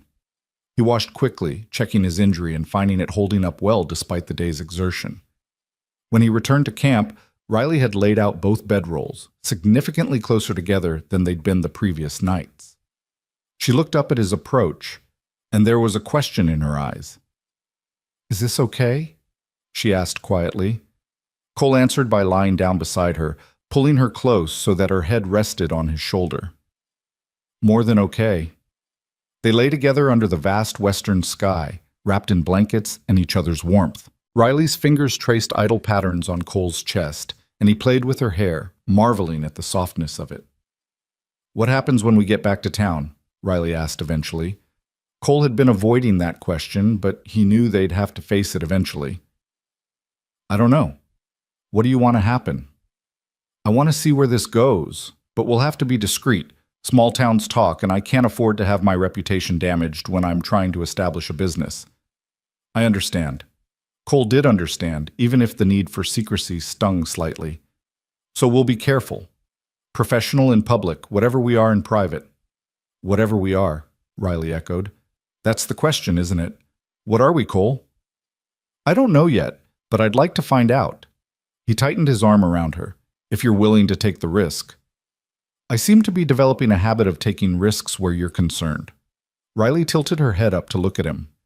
Though this one feels different, like maybe it's worth it. Cole kissed her again, softer than before, trying to pour into the kiss all the things he didn't know how to say. That she'd woken something in him he'd thought dead. That her presence made the world feel less lonely. That he was terrified and exhilarated in equal measure. When they finally settled into sleep, still wrapped around each other, Cole's last conscious thought was that he couldn't remember the last time he'd felt this much peace. Or this much hope that maybe, just maybe, he'd found someone brave enough to climb over the walls he'd built and stubborn enough to stay. The second day of the cattle drive went more smoothly than the first. Cole and Riley worked in perfect synchronization, their movements coordinated by an understanding that seemed to have developed overnight. The remaining cattle moved through the canyon in steady groups, and by late afternoon the entire herd was grazing contentedly in the north pasture. Cole sat on Jupiter, surveying their work with satisfaction. 300 head of healthy cattle, good water access, plenty of forage. It was everything he'd hoped for, accomplished in half the time it would have taken him alone. "We did it," Riley said, bringing Juniper alongside. Her face was flushed with exertion and pleasure, and there was a smudge of dirt across her cheek that Cole wanted to wipe away. "That's a good day's work." "More than good. We make a hell of a team." "We do." Riley's smile was bright and genuine. "Though I'm going to sleep for a week once we get back to town." They made camp one final time on Cole's property, at the line shack he maintained near the north pasture. It was a simple structure. One room with a wood stove, a rough-hewn table, 2 chairs, and a single bed built into the corner.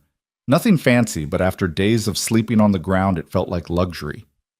Cole started a fire in the stove while Riley tended the horses, and soon the small space was warming up against the cooling evening air. They shared a simple meal of beans and cornbread, their shoulders touching in the cramped quarters, neither bothering to maintain any distance. "I should probably sleep outside," Cole said, eyeing the single narrow bed. "Give you the cabin." "Don't be ridiculous. We've been sleeping beside each other for 3 nights already." Riley stood, stretching muscles that were clearly protesting the day's work. "Besides, that bed is barely big enough for 1 person, let alone 2. We'll have to share whether we want to or not." "Riley, oh, stop being noble. It doesn't suit you." She began unpacking her bedroll. "We're both adults. We can share a bed without it meaning anything more than practical sleeping arrangements. Except it did mean something more, and they both knew it." But Cole didn't argue as they prepared for sleep, moving around each other in the small space with an ease that suggested they'd done this 100 times before. The bed was indeed barely big enough for 1 person. With 2, they had no choice but to press close together, Riley's back tucked against Cole's chest, his arm draped over her waist. She fit against him perfectly, like she'd been designed specifically for this purpose. "Comfortable?" Cole asked, his voice rough. "Very." Riley laced her fingers through his. "This is nice. I'd forgotten how nice it is to just be close to someone without expectations or demands, just warmth and presence." "I never had it, not really." The admission came easier in the darkness. Even before Sarah's betrayal, our courtship was always about appearances, about doing things properly, meeting others' expectations. There was never just this, just being together because we wanted to be. Riley squeezed his hand. Then we're both learning something new. They fell asleep that way, wrapped around each other in the narrow bed, and Cole dreamed of possibilities he'd stopped letting himself imagine years ago. Morning came too soon. They had to return to town today, back to their separate lives and the careful distance they'd agreed to maintain in public. Cole found himself dragging his feet as they prepared to leave, finding excuses to delay their departure. "We need to go," Riley said finally, though her tone suggested she was no more eager than he was. "I've been away from the store for almost a week. God knows what chaos awaits me." The ride back to Spokane Falls took most of the day. They stopped twice at homesteads Riley had visited earlier in the week, confirming delivery arrangements and taking new orders. Each time, Cole watched her work, confident, professional, treating ranchers and homesteaders with the same respect regardless of the size of their orders. By the time they reached town, it was late afternoon, and Main Street was busy with end-of-day traffic. People turned to watch as they rode in, leading their pack horses, both of them dusty and trail-worn. Cole saw the looks, heard the whispered conversations that stopped when they drew near, felt the weight of small-town scrutiny settling over them like a heavy blanket. Riley must have felt it too, because she straightened in her saddle and lifted her chin in a gesture Cole was beginning to recognize as her response to judgment. They rode directly to the livery, dismounted without discussion, and began the work of unsaddling and caring for the horses. "Miss Monroe! Mr. Maddox!" Mrs. Fletcher appeared in the livery entrance, her face alight with curiosity. "You're back! We'd heard you were out on business together. How did it go?" "Very well, thank you," Riley said coolly. "I've established delivery routes to 7 homesteads and 2 ranches. It should significantly expand my customer base. And you, Mr. Maddox? I trust your cattle drive was successful?" "It was. Miss Monroe's help made the work much easier." Cole kept his tone neutral, professional, giving the landlady nothing to speculate about. But Mrs. Fletcher's eyes darted between them, clearly noting the easy way they worked together, the unspoken coordination of their movements. "Well, how nice that you could help each other. I'm sure it was all very proper." The implication hung heavy in the air. Riley's jaw tightened, but her voice remained steady. "Perfectly proper, I assure you. Mr. Maddox was a gentleman throughout. Now, if you'll excuse me, I need to check on my store." She left without looking at Cole, her spine rigid with suppressed anger. He wanted to follow, to tell Mrs. Fletcher and everyone else in this gossipy town that Riley Monroe's reputation was spotless, and anyone who suggested otherwise would answer to him. But that would only make things worse, fuel the speculation they were trying to avoid. So he finished with Jupiter in silence, trying to ignore the knowing looks from the stable hands and the whispered conversations that followed him as he left the livery.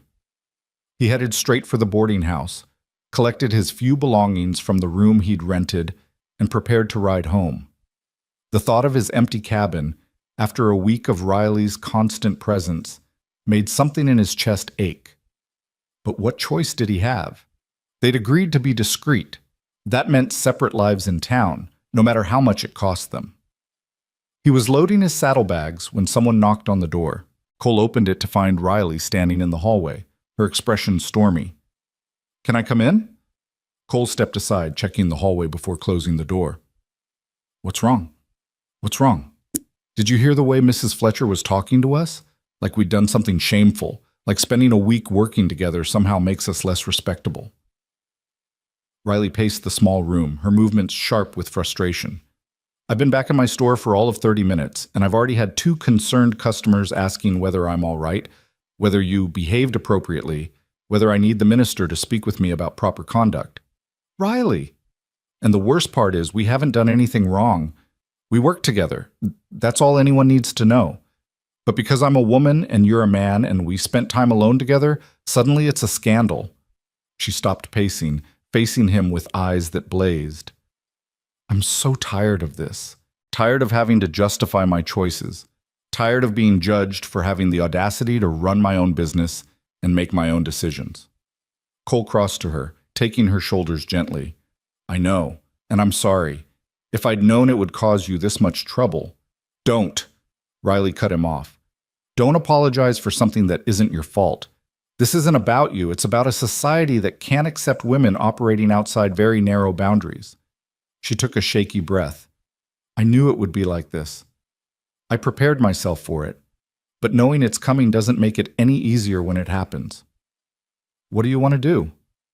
"I want to tell them all to mind their own damn business, but that would just confirm their worst assumptions about me." Riley leaned into him, resting her forehead against his chest.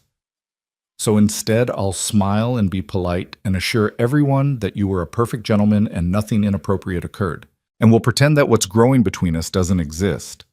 Cole wrapped his arms around her, feeling the tension in her body. "Is that what you really want?" "No, but it's what we agreed to." She pulled back to look at him. "Unless you've changed your mind." He thought about it seriously, about what it would mean to court Riley openly, to declare his intentions publicly. The town would talk, was already talking, but eventually they'd move on to some new scandal. And in the meantime, he and Riley could stop hiding, stop pretending that this thing between them was anything less than significant. "What if I have changed my mind?" Cole said slowly. What if I don't want to hide anymore? Riley's eyes widened. Cole, we talked about this. I can't afford to have your reputation damaged. I know, but what if we did this properly? What if I courted you the way you deserve to be courted? Openly, respectfully, with clear, honorable intentions. He took her hands in his. Let them talk. Eventually they'll see that this is real, that I'm serious about you. And then what can they say? They can say plenty. Trust me, I've heard it all before. But you won't be facing it alone. You'll have me standing beside you, making it clear that anyone who disrespects you disrespects me. Cole squeezed her hands. I'm not asking you to marry me tomorrow, Riley. I'm just asking for the chance to see where this goes without hiding it, to take you to Sunday dinner at the hotel, to walk with you down Main Street, to visit your store without worrying that someone will get the wrong idea. Riley was quiet for a long moment, searching his face. You're serious about this? Completely serious. These past few days with you, they've been the best I've had in years, maybe ever. And I'm tired of being alone, tired of protecting myself from possibilities. He raised one of her hands to his lips, pressing a kiss to her knuckles. I want to try, Riley. With you. If you're willing. People will talk. Let them. My business might suffer. Or it might thrive once people see that I trust you and respect your independence. My endorsement carries weight around here, whether I like it or not. A small smile tugged at Riley's lips. You've really thought this through. I had 8 miles of riding to think about it, and every mile convinced me more that hiding what we're building is a mistake. Cole pulled her closer. So, what do you say, Miss Monroe? May I have the pleasure of courting you properly? The smile that spread across Riley's face was worth every risk, every potential complication. Yes, I'd like that very much. Cole kissed her then, long and thorough, pouring into it all the hope and fear and desperate wanting he'd been carrying since that night in the cave. When they finally broke apart, both were breathing hard. I should go, Riley said, though she made no move to leave. If we're doing this properly, we probably shouldn't be found alone in your room. Probably not, Cole released her reluctantly, though I wish you could stay. Soon, once we've established that this is a real courtship and not some sordid affair. She straightened her clothes, tucking stray wisps of hair back into her braid. When will I see you again? Tomorrow? I could come by the store in the afternoon, take you for a drive. That sounds perfect. Riley moved toward the door, then paused with her hand on the knob. Cole? Thank you for being willing to do this the right way, even though it would be easier to hide. Nothing about you has been easy, Riley Monroe, but it's been worth every difficult moment. After she left, Cole finished packing and rode home through the gathering dusk. The cabin felt emptier than usual when he arrived, the silence more oppressive, but there was also a lightness in his chest that hadn't been there before. The knowledge that he wasn't alone anymore, that someone was waiting for him back in town.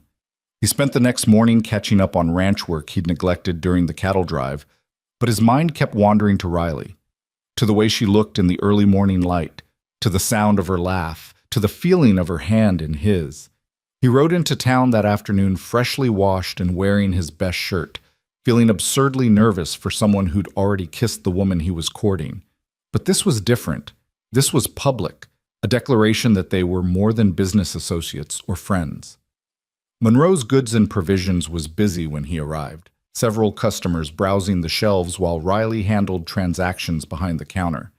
She looked up when the bell chimed, and her face lit with a smile that made Cole's nervousness evaporate. Mr. Maddox, she said formally, though her eyes were warm, what brings you to town?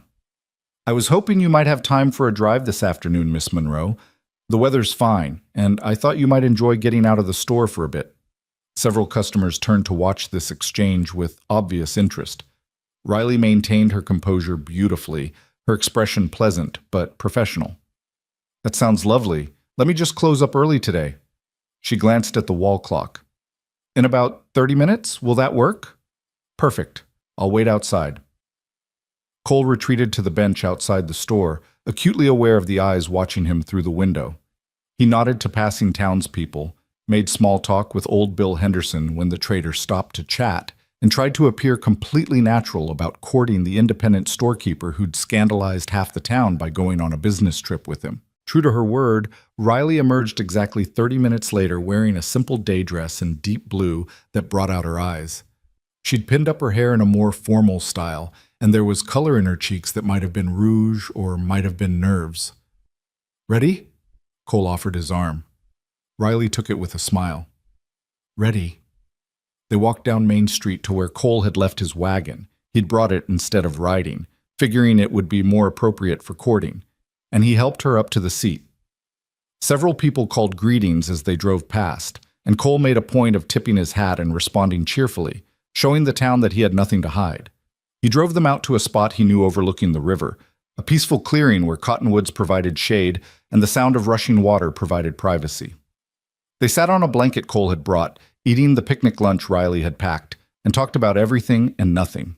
"How's your store been?" Cole asked. "Any fallout from our trip?" "Some. A few of my more conservative customers made pointed comments about propriety, but I've also had 3 new customers come in specifically because they heard I was willing to make deliveries to remote homesteads." Riley selected an apple from the basket. "Overall, I'd say it's been positive. Your endorsement helped more than you probably realize." "Good. That's good." Cole watched her bite into the apple, mesmerized by such a simple action. "I meant what I said yesterday, Riley. I'm serious about this. About you." "I know you are. That's what scares me." She set down the apple, her expression becoming serious. "The last time someone said they were serious about me, it ended with him trying to sell my father's ranch without my permission. Forgive me if I'm a little gun-shy about trust. I'm not him. I know that too.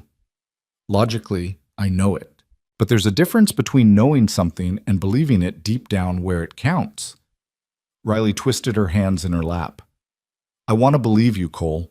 I want to trust that this is real and that you won't wake up one morning and decide I'm too much trouble, too independent, too unwilling to fit the mold of what a proper woman should be." Cole set aside his own food and took her restless hands in his. "Riley, look at me." When she met his eyes, he continued, "I'm not asking you to change. I don't want you to fit any mold. What I want is you, exactly as you are. Stubborn and independent and capable and completely unwilling to let anyone tell you who you should be.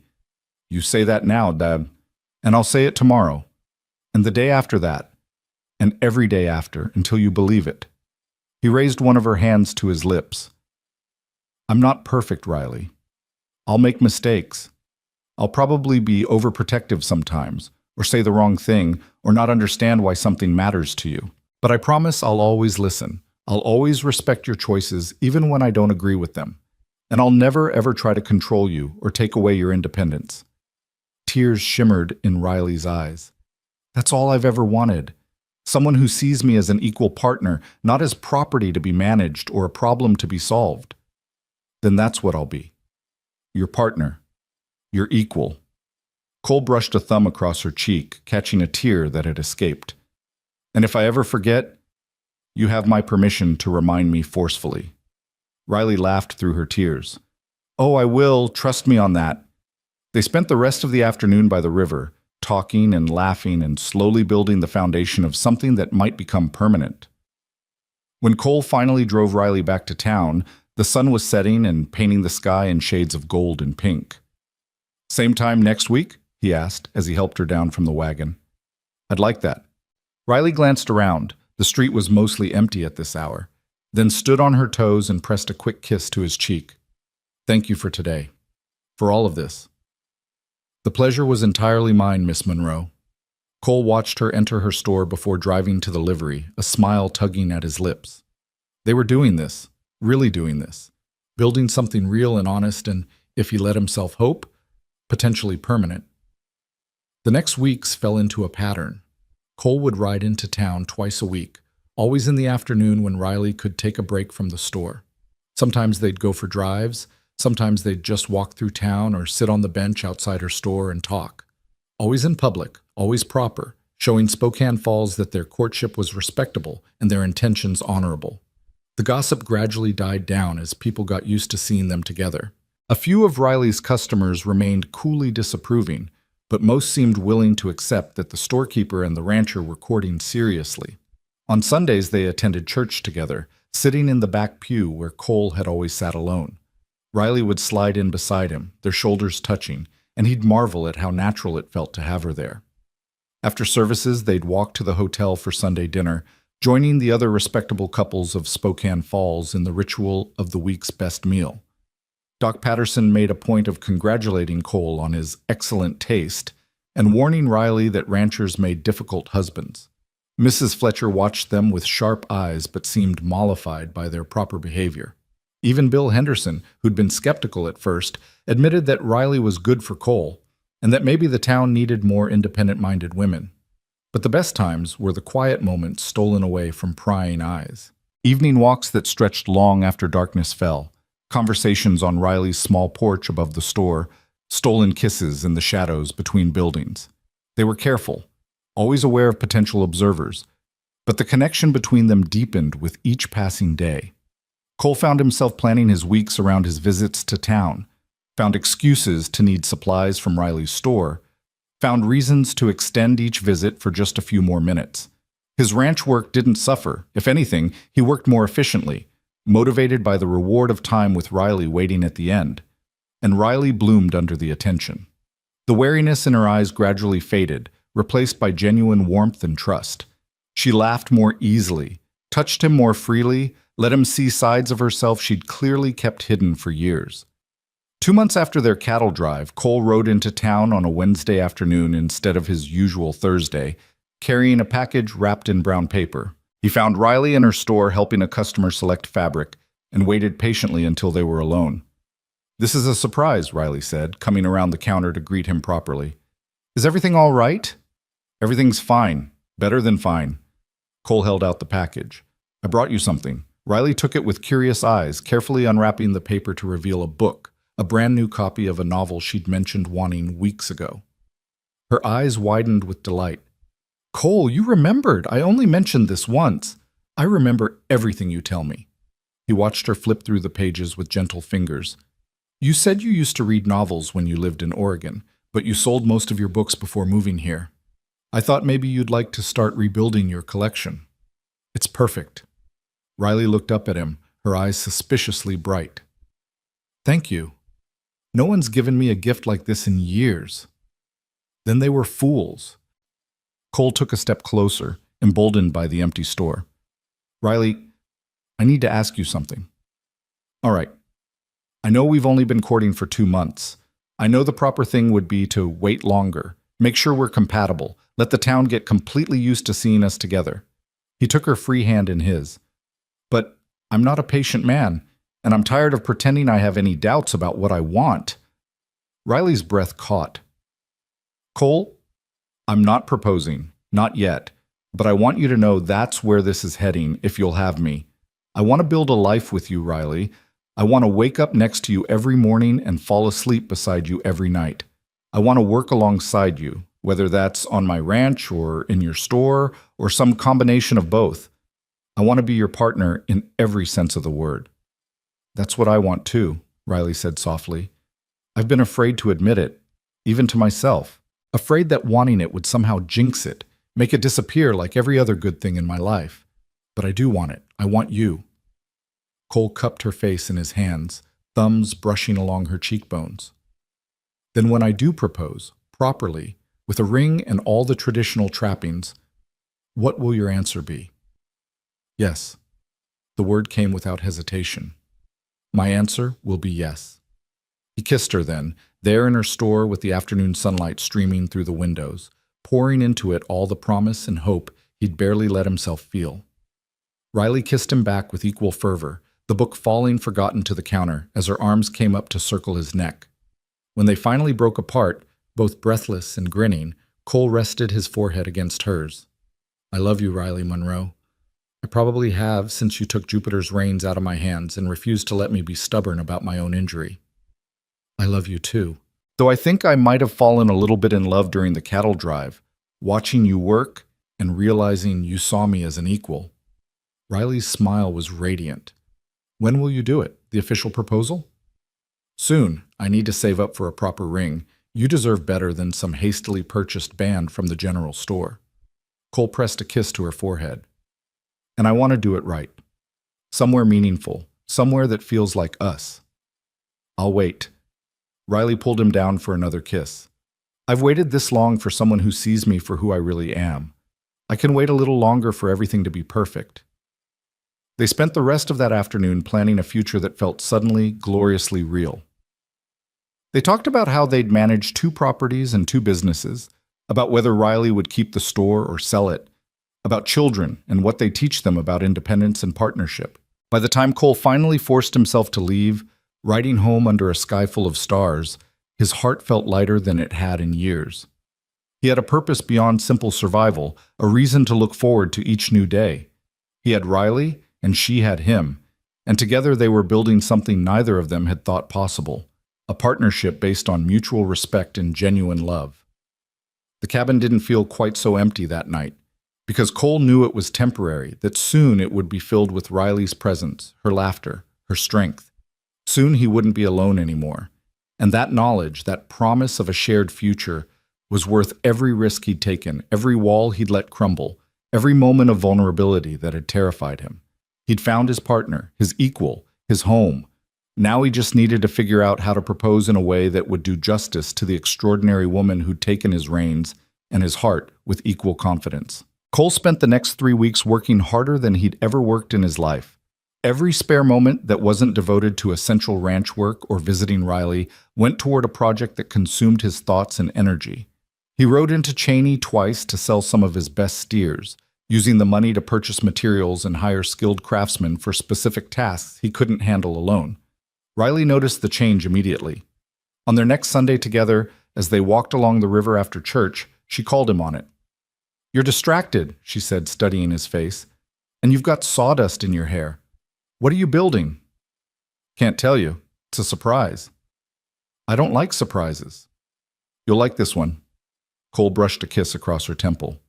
"Trust me?" Riley sighed but nodded. "I trust you, though I reserve the right to be annoyed if this surprise takes too much longer. I miss having your full attention." "Just a few more weeks. I promise it'll be worth the wait." What Cole was building was an addition to his cabin, 2 rooms that would transform his bachelor quarters into a proper home. A bedroom with space for a real bed and a wardrobe, and a sitting room with windows that faced east to catch the morning light. He was also expanding the kitchen area, adding shelves and a better stove, and a table large enough for a family. The work was backbreaking. He spent dawn to dusk cutting timber, hauling stone, fitting joints, and laying floorboards.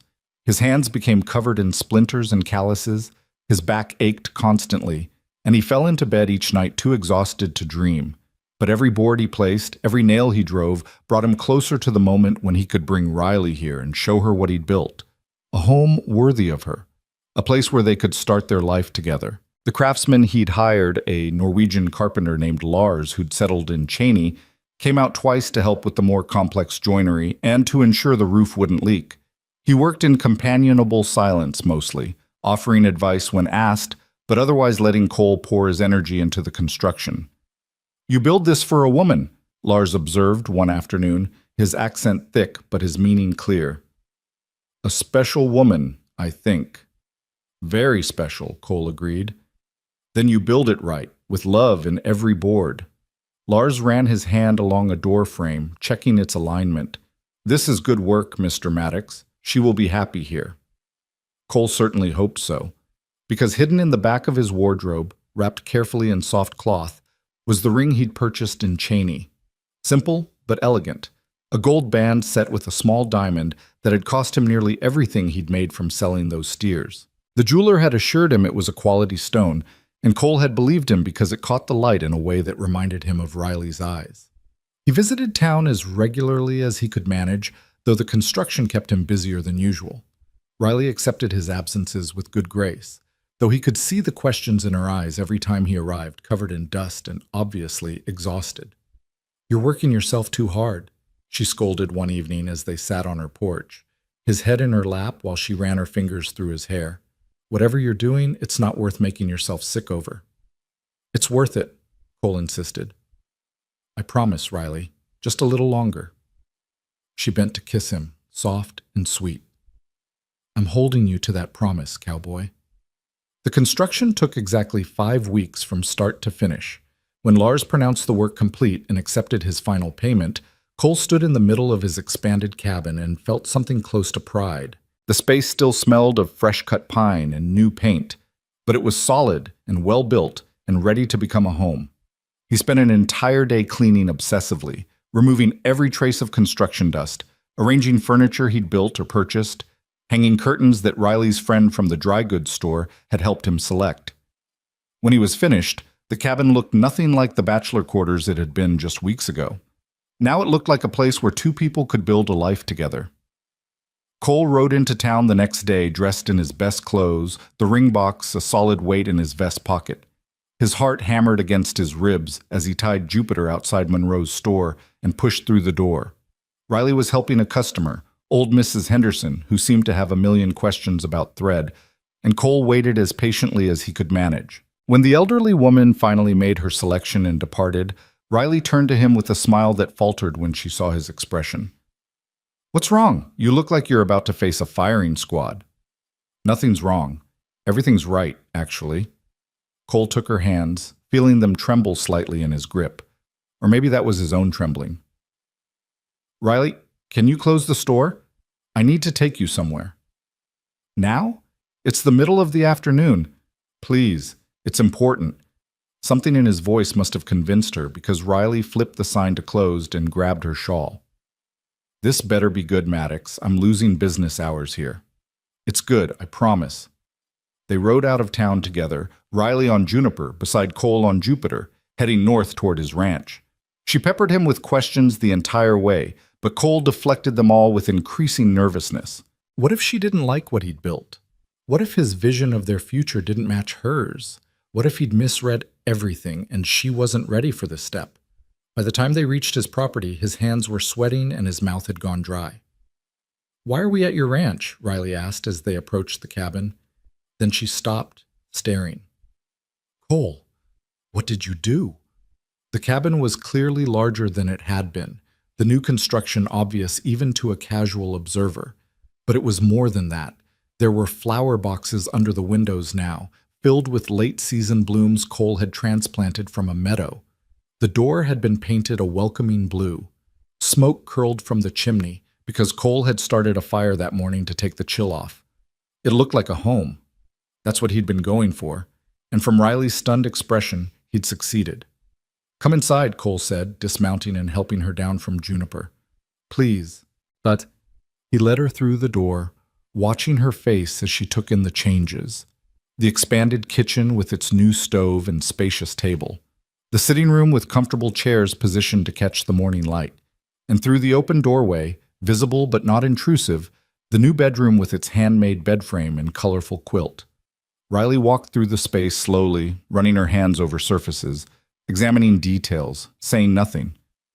Cole's heart sank with each passing moment of silence. "If you don't like it, I can change things," he said desperately. "The furniture can be moved, the colors repainted. I thought, it's perfect," Riley interrupted, her voice thick with emotion. She turned to face him, tears streaming down her face. "Cole, it's absolutely perfect." Relief flooded through him so powerfully, his knees went weak. "You really think so?" "I think you've built a home. Our home." She crossed to him, taking his hands. "This is what you've been doing all these weeks, building this for us?" "I wanted to have something to offer you. More than just a bachelor's cabin and a promise. I wanted you to see what our life could look like, what I'm prepared to build for you. With you." Cole pulled her toward the sitting room, positioning them in front of the east-facing windows where afternoon light painted everything gold. "Riley Monroe, I love you more than I thought it was possible to love anyone. You've changed everything for me, made me believe in partnership and trust and the possibility of happiness again." He released her hands and dropped to one knee, pulling the ring box from his pocket. Riley's hands flew to her mouth, more tears spilling over. "I'm not perfect," Cole continued, his voice rough with emotion. "I'll probably be overprotective sometimes. I'll work too hard. I'll forget that you're perfectly capable of handling things yourself. But I promise to always see you as my equal, to respect your independence and support your dreams, to build a life with you, not for you." He opened the box, revealing the ring. Riley Monroe, will you marry me? Will you make this house a home? Will you let me spend the rest of my life proving that you made the right choice when you took the reins from my hands that day in the livery? Yes. The word came out choked with happy tears. Yes, yes, 1,000 times, yes. Cole's hands shook as he slipped the ring onto her finger, and then Riley was pulling him to his feet, kissing him with a passion that made his head spin. They held each other in the golden afternoon light, both laughing and crying, overcome by the magnitude of what they'd just promised each other. I can't believe you built all this, Riley said when they finally broke apart, both breathless. How did you manage it? The time? The cost? I sold some steers, hired Lars from Cheney to help with the skilled work. Spent every spare moment I had hammering and sawing and painting. Cole gestured around the room. I wanted you to know I'm serious about this, about us, about building a real life together. As if I had any doubts after these past 3 months. Riley held up her hand, admiring the way the diamond caught the light. It's beautiful, Cole.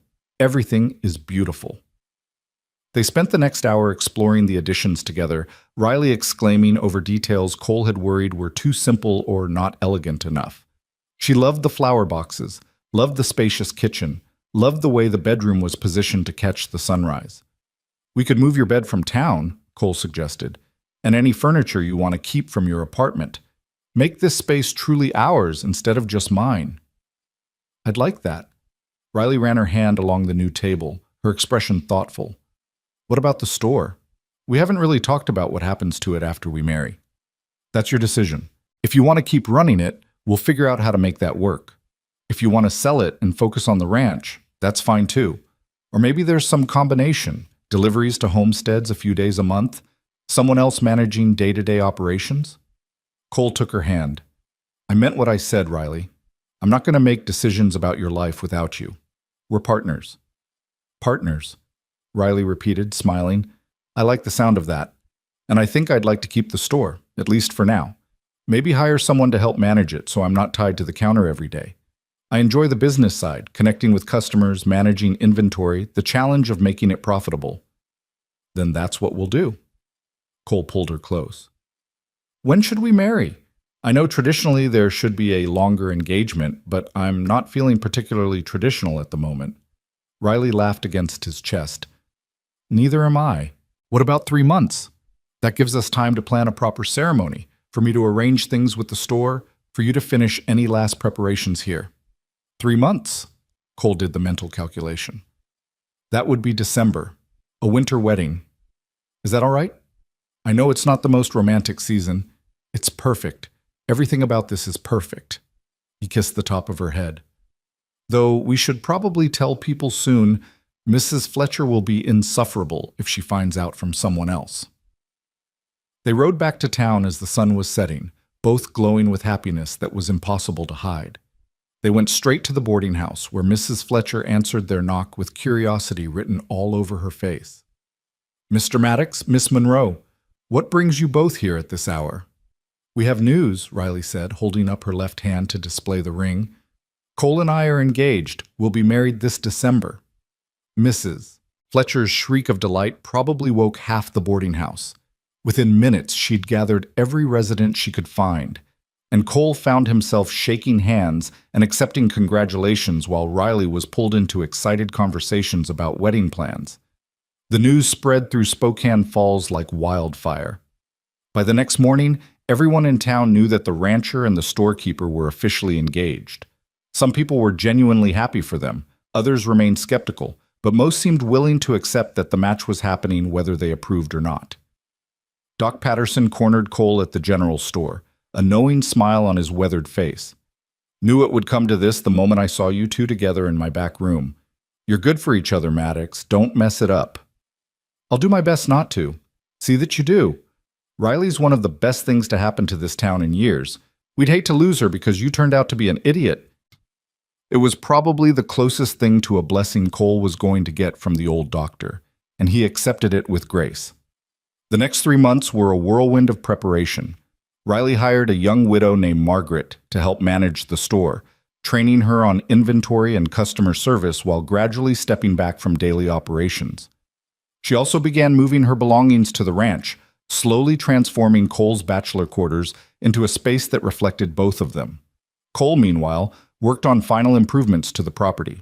He built a proper barn to replace the aging structure that had served him for years, expanded the corral, and even constructed a small workshop where Riley could pursue the woodworking hobby she'd mentioned loving as a child.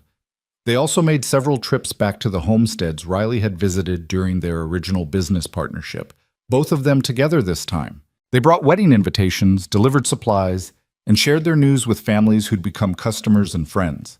Frank and Martha Peterson were particularly delighted, Martha insisting on baking the wedding cake herself.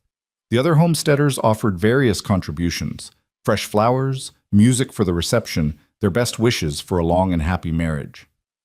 As December approached and the wedding date drew near, Cole found himself increasingly grateful for the community that had formed around them. People who'd been skeptical of Riley's independence or suspicious of Cole's intentions had gradually come around, won over by the obvious strength of their partnership. The wedding took place on a surprisingly mild December afternoon, held in the small church where Cole and Riley had sat together every Sunday for months. The pews were packed with townspeople, ranchers, homesteaders, and friends from as far away as Cheney. Riley wore a simple dress of cream-colored silk that her mother had sent from Oregon, a peace offering, perhaps, or an acknowledgement that Riley's choices had led to happiness.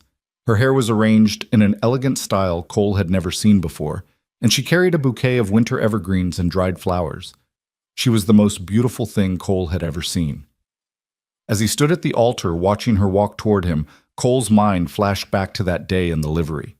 The day a woman with sharp blue eyes and capable hands had taken the reins from him and refused to let him suffer through his own stubbornness. The day his carefully ordered, deliberately solitary life had begun to crack open. He'd been so afraid then. Afraid of vulnerability, of trust, of letting anyone see past his defenses.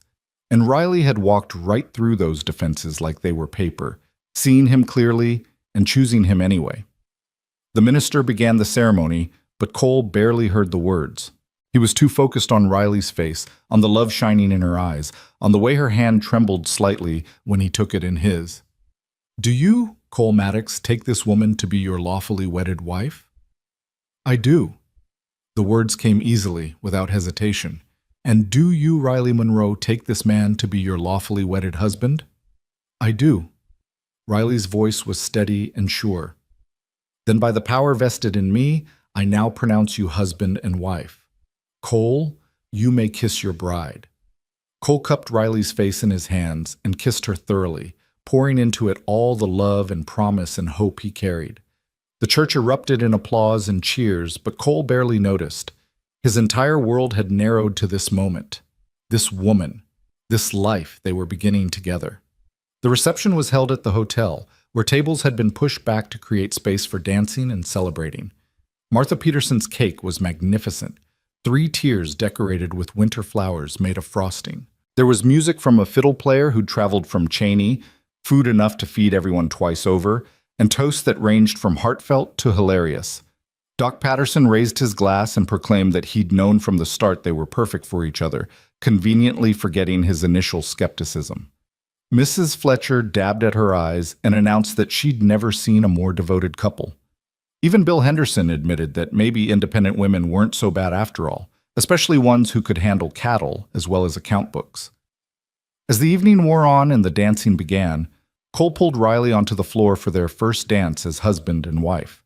They moved together easily, naturally, their bodies knowing each other's rhythms after months of working side by side. "Happy?" Cole asked, his lips close to her ear. "Deliriously happy."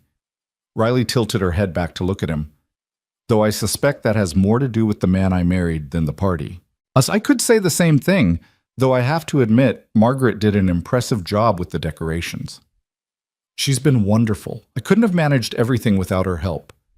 Riley's expression grew serious. "Cole, I know we've talked about this before, but I need to say it again. Thank you for letting me keep the store, for supporting my work, even though it would be easier for you if I just focused on the ranch." "Riley, you don't need to thank me for respecting your choices. That's the bare minimum of partnership." Cole spun her gently, drawing her back close. Besides, I'm selfish. I like that you're happy, that you're challenged, that you get to use all that brilliant business sense. A bored Riley would be a dangerous Riley. She laughed, the sound bright and joyful. You're probably right about that.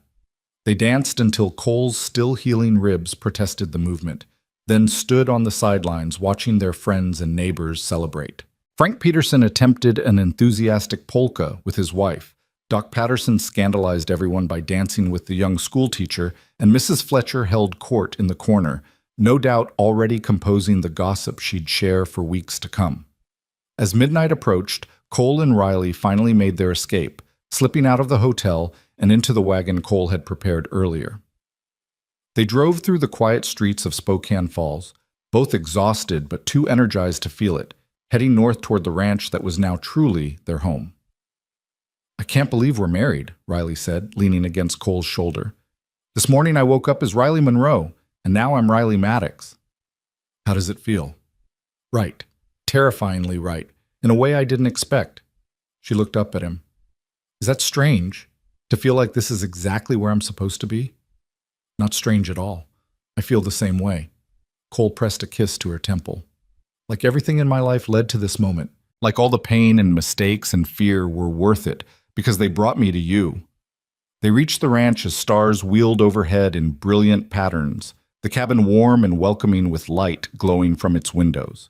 Cole had left a fire burning in the stove before they departed that morning, and he'd arranged for one of the neighboring ranch hands to make sure it stayed lit throughout the day. He helped Riley down from the wagon, then surprised her by sweeping her into his arms and carrying her over the threshold. She laughed and protested that it was unnecessary, but Cole could see the pleasure in her eyes. Humor me, he said. I've been waiting my entire life to carry my wife into our home. Let me have this moment. All right, Cowboy, but don't throw out your back. I need you functional for ranch work. Cole carried her through the sitting room and into their bedroom, setting her gently on the bed they'd share for the rest of their lives.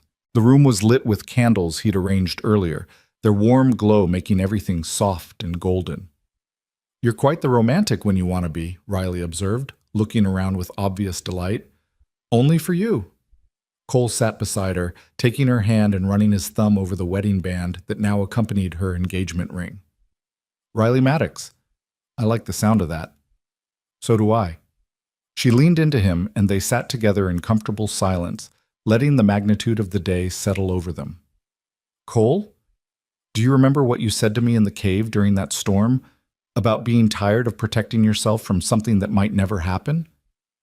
I remember. I'm glad you stopped protecting yourself. I'm glad you took the risk. Riley turned to face him fully. Because you were absolutely worth the risk, Cole Maddox. You're worth everything. Cole kissed her then, deep and thorough, and the candles burned low as they explored this new dimension of their partnership. They'd been building toward this moment for months, through trust earned and fears overcome, through honest conversations and shared work, through the slow revelation of two people learning that vulnerability wasn't weakness and that partnership could be strength. The months that followed their wedding were full of adjustment and discovery. Riley split her time between the store and the ranch, gradually trusting Margaret with more responsibility while maintaining her role in the business she'd built. Cole discovered that having a partner made ranch work both easier and more enjoyable, and that Riley's strategic mind was an asset when planning improvements or solving problems. They developed routines and rhythms, learned each other's habits and preferences, navigated the inevitable small conflicts that arose when two independent people tried to build a shared life. Sometimes Riley's need for order clashed with Cole's more relaxed approach. Sometimes Cole's protective instincts triggered Riley's fierce independence. But they talked through every issue, refusing to let resentments fester, always coming back to the foundation of respect and love they'd established. Spring brought new challenges and new joys. Riley discovered she was pregnant just as the first wildflowers began blooming in the meadows. Cole's reaction, equal parts terrified and elated, made her laugh until she cried. You handle cattle and horses without batting an eye, but the thought of a baby makes you panic? She teased. Babies are more fragile than cattle, Cole protested, and they can't tell you what's wrong when something bothers them. We'll figure it out together, just like everything else. And they did. When Riley's pregnancy made riding difficult, Cole took over more of the ranch work while she focused on the store and managing their household. When Cole worried obsessively about her health, Riley reminded him that women had been having babies since the dawn of time, and she was perfectly capable of handling it. Their daughter was born on a crisp October morning, arriving with a lusty cry that announced her presence to the entire ranch. Cole held his newborn child with shaking hands, marveling at her tiny fingers and perfect features, completely undone by the magnitude of what he and Riley had created together. "What should we name her?" Riley asked from the bed, exhausted but radiant. Cole thought for a long moment, then smiled. "What about Sarah? After my grandmother, not the other one. My grandmother was strong and kind and didn't take nonsense from anyone. She would have liked you." "Sarah Maddox." Riley tested the name, then nodded. "It's perfect." They raised their daughter with the same partnership they brought to everything else. Cole changed diapers and walked the floor with a colicky baby at 3 in the morning. Riley taught Sarah to read by the time she was 4 and took her on delivery runs once she was old enough to sit a horse. They showed her by example what it meant to be equals, to respect each other's strengths, to build something together that was greater than what either could accomplish alone. More children followed, a son named William, then another daughter they called Rose. The cabin they'd expanded for 2 people somehow accommodated 5, full of noise and laughter and the chaotic joy of family life. Riley eventually sold the store to Margaret, who'd proven herself more than capable of managing it independently. But Riley maintained her delivery routes, taking supplies to remote homesteads a few times each month, often bringing the children along to teach them about business and independence and the importance of serving their community. Cole expanded the ranch gradually, hiring reliable hands as the operation grew, but never so much that it stopped being a family business. He taught his son and daughters to work cattle, to read the weather, to understand the land and respect its rhythms. But more importantly, he taught them by example how to treat partners with respect, how to value competence over gender, how to build lives based on choice rather than expectation. Years passed. Sarah grew into a young woman who combined her mother's sharp mind with her father's steady determination. She announced at 16 that she intended to study business in Portland, and both her parents supported the decision without hesitation. William proved to have a gift for working with animals and took over more of the ranch operations as Cole aged. Rose discovered a talent for painting and filled the house with her artwork. Through it all, Cole and Riley's partnership remained the foundation of everything. They still worked side by side, still talked through problems and celebrated victories together, still found moments to steal away from children and responsibilities to remember why they'd chosen each other.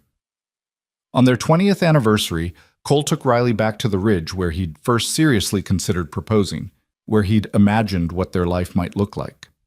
They sat together watching the sunset paint the sky in brilliant colors, their hands intertwined, their bodies comfortable with decades of familiarity. "Do you ever regret it?" Cole asked. "Choosing this life instead of staying independent, answering to no one but yourself?" Riley was quiet for a moment, considering the question seriously.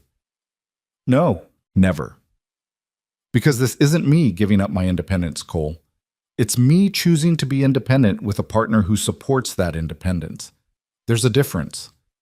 I hope I've lived up to that, to being the partner you deserved." "You have, every single day." Riley squeezed his hand. "We've built something remarkable, you and I. Not just this ranch or our children, but a life based on genuine partnership. That's rarer than you might think." Cole pulled her close, breathing in the familiar scent of her hair, feeling the solid warmth of her body against his. 20 years since that day in the livery when she'd taken his reins and refused to let him be stubborn about his own need. 20 years of partnership and love and building something neither of them could have created alone. "Do you remember what you said to me in the cave?" Riley asked. "About being tired of being scared?" "I remember everything about that night." "I'm glad you stopped being scared. I'm glad we both did." She tilted her head up to look at him. "Because look what we built by being brave." Cole looked out over the ranch they'd expanded together, thought about the children they'd raised and the life they'd created, and felt a contentment so deep it almost hurt. Riley was right. This was what happened when 2 people stopped protecting themselves from possibility and started building toward it instead. The sun dipped below the horizon, painting the world in shades of gold and amber. In the distance, Cole could hear his son calling the cattle in for the evening, his daughter's laughter floating from the house, the familiar sounds of home and family and a life well lived. He'd been a cowboy with a broken rib who could barely saddle his own horse. She'd been a woman determined to build something on her own terms. Together they'd become more than either had imagined possible, true partners in every sense of the word, building a legacy that would outlast them both. And long after they were gone, people in Spokane Falls still told the story of the stubborn rancher and the independent storekeeper who'd found each other at exactly the right moment when both were brave enough to take the reins of their own happiness and ride toward a future they built together. It was a good story, a true story, the kind of story that proved sometimes the best things in life came from taking risks, letting walls crumble, and trusting that the person reaching for your hand would hold it steady through every storm and every triumph that followed. Cole and Riley Maddox lived that truth every day of their long, happy marriage, and their children and grandchildren carried it forward, proof that real partnership based on respect, equality, and genuine love could not only survive but thrive in even the harshest frontier. And it all started the day a woman took the reins from a cowboy too injured to ride, and neither of them let go.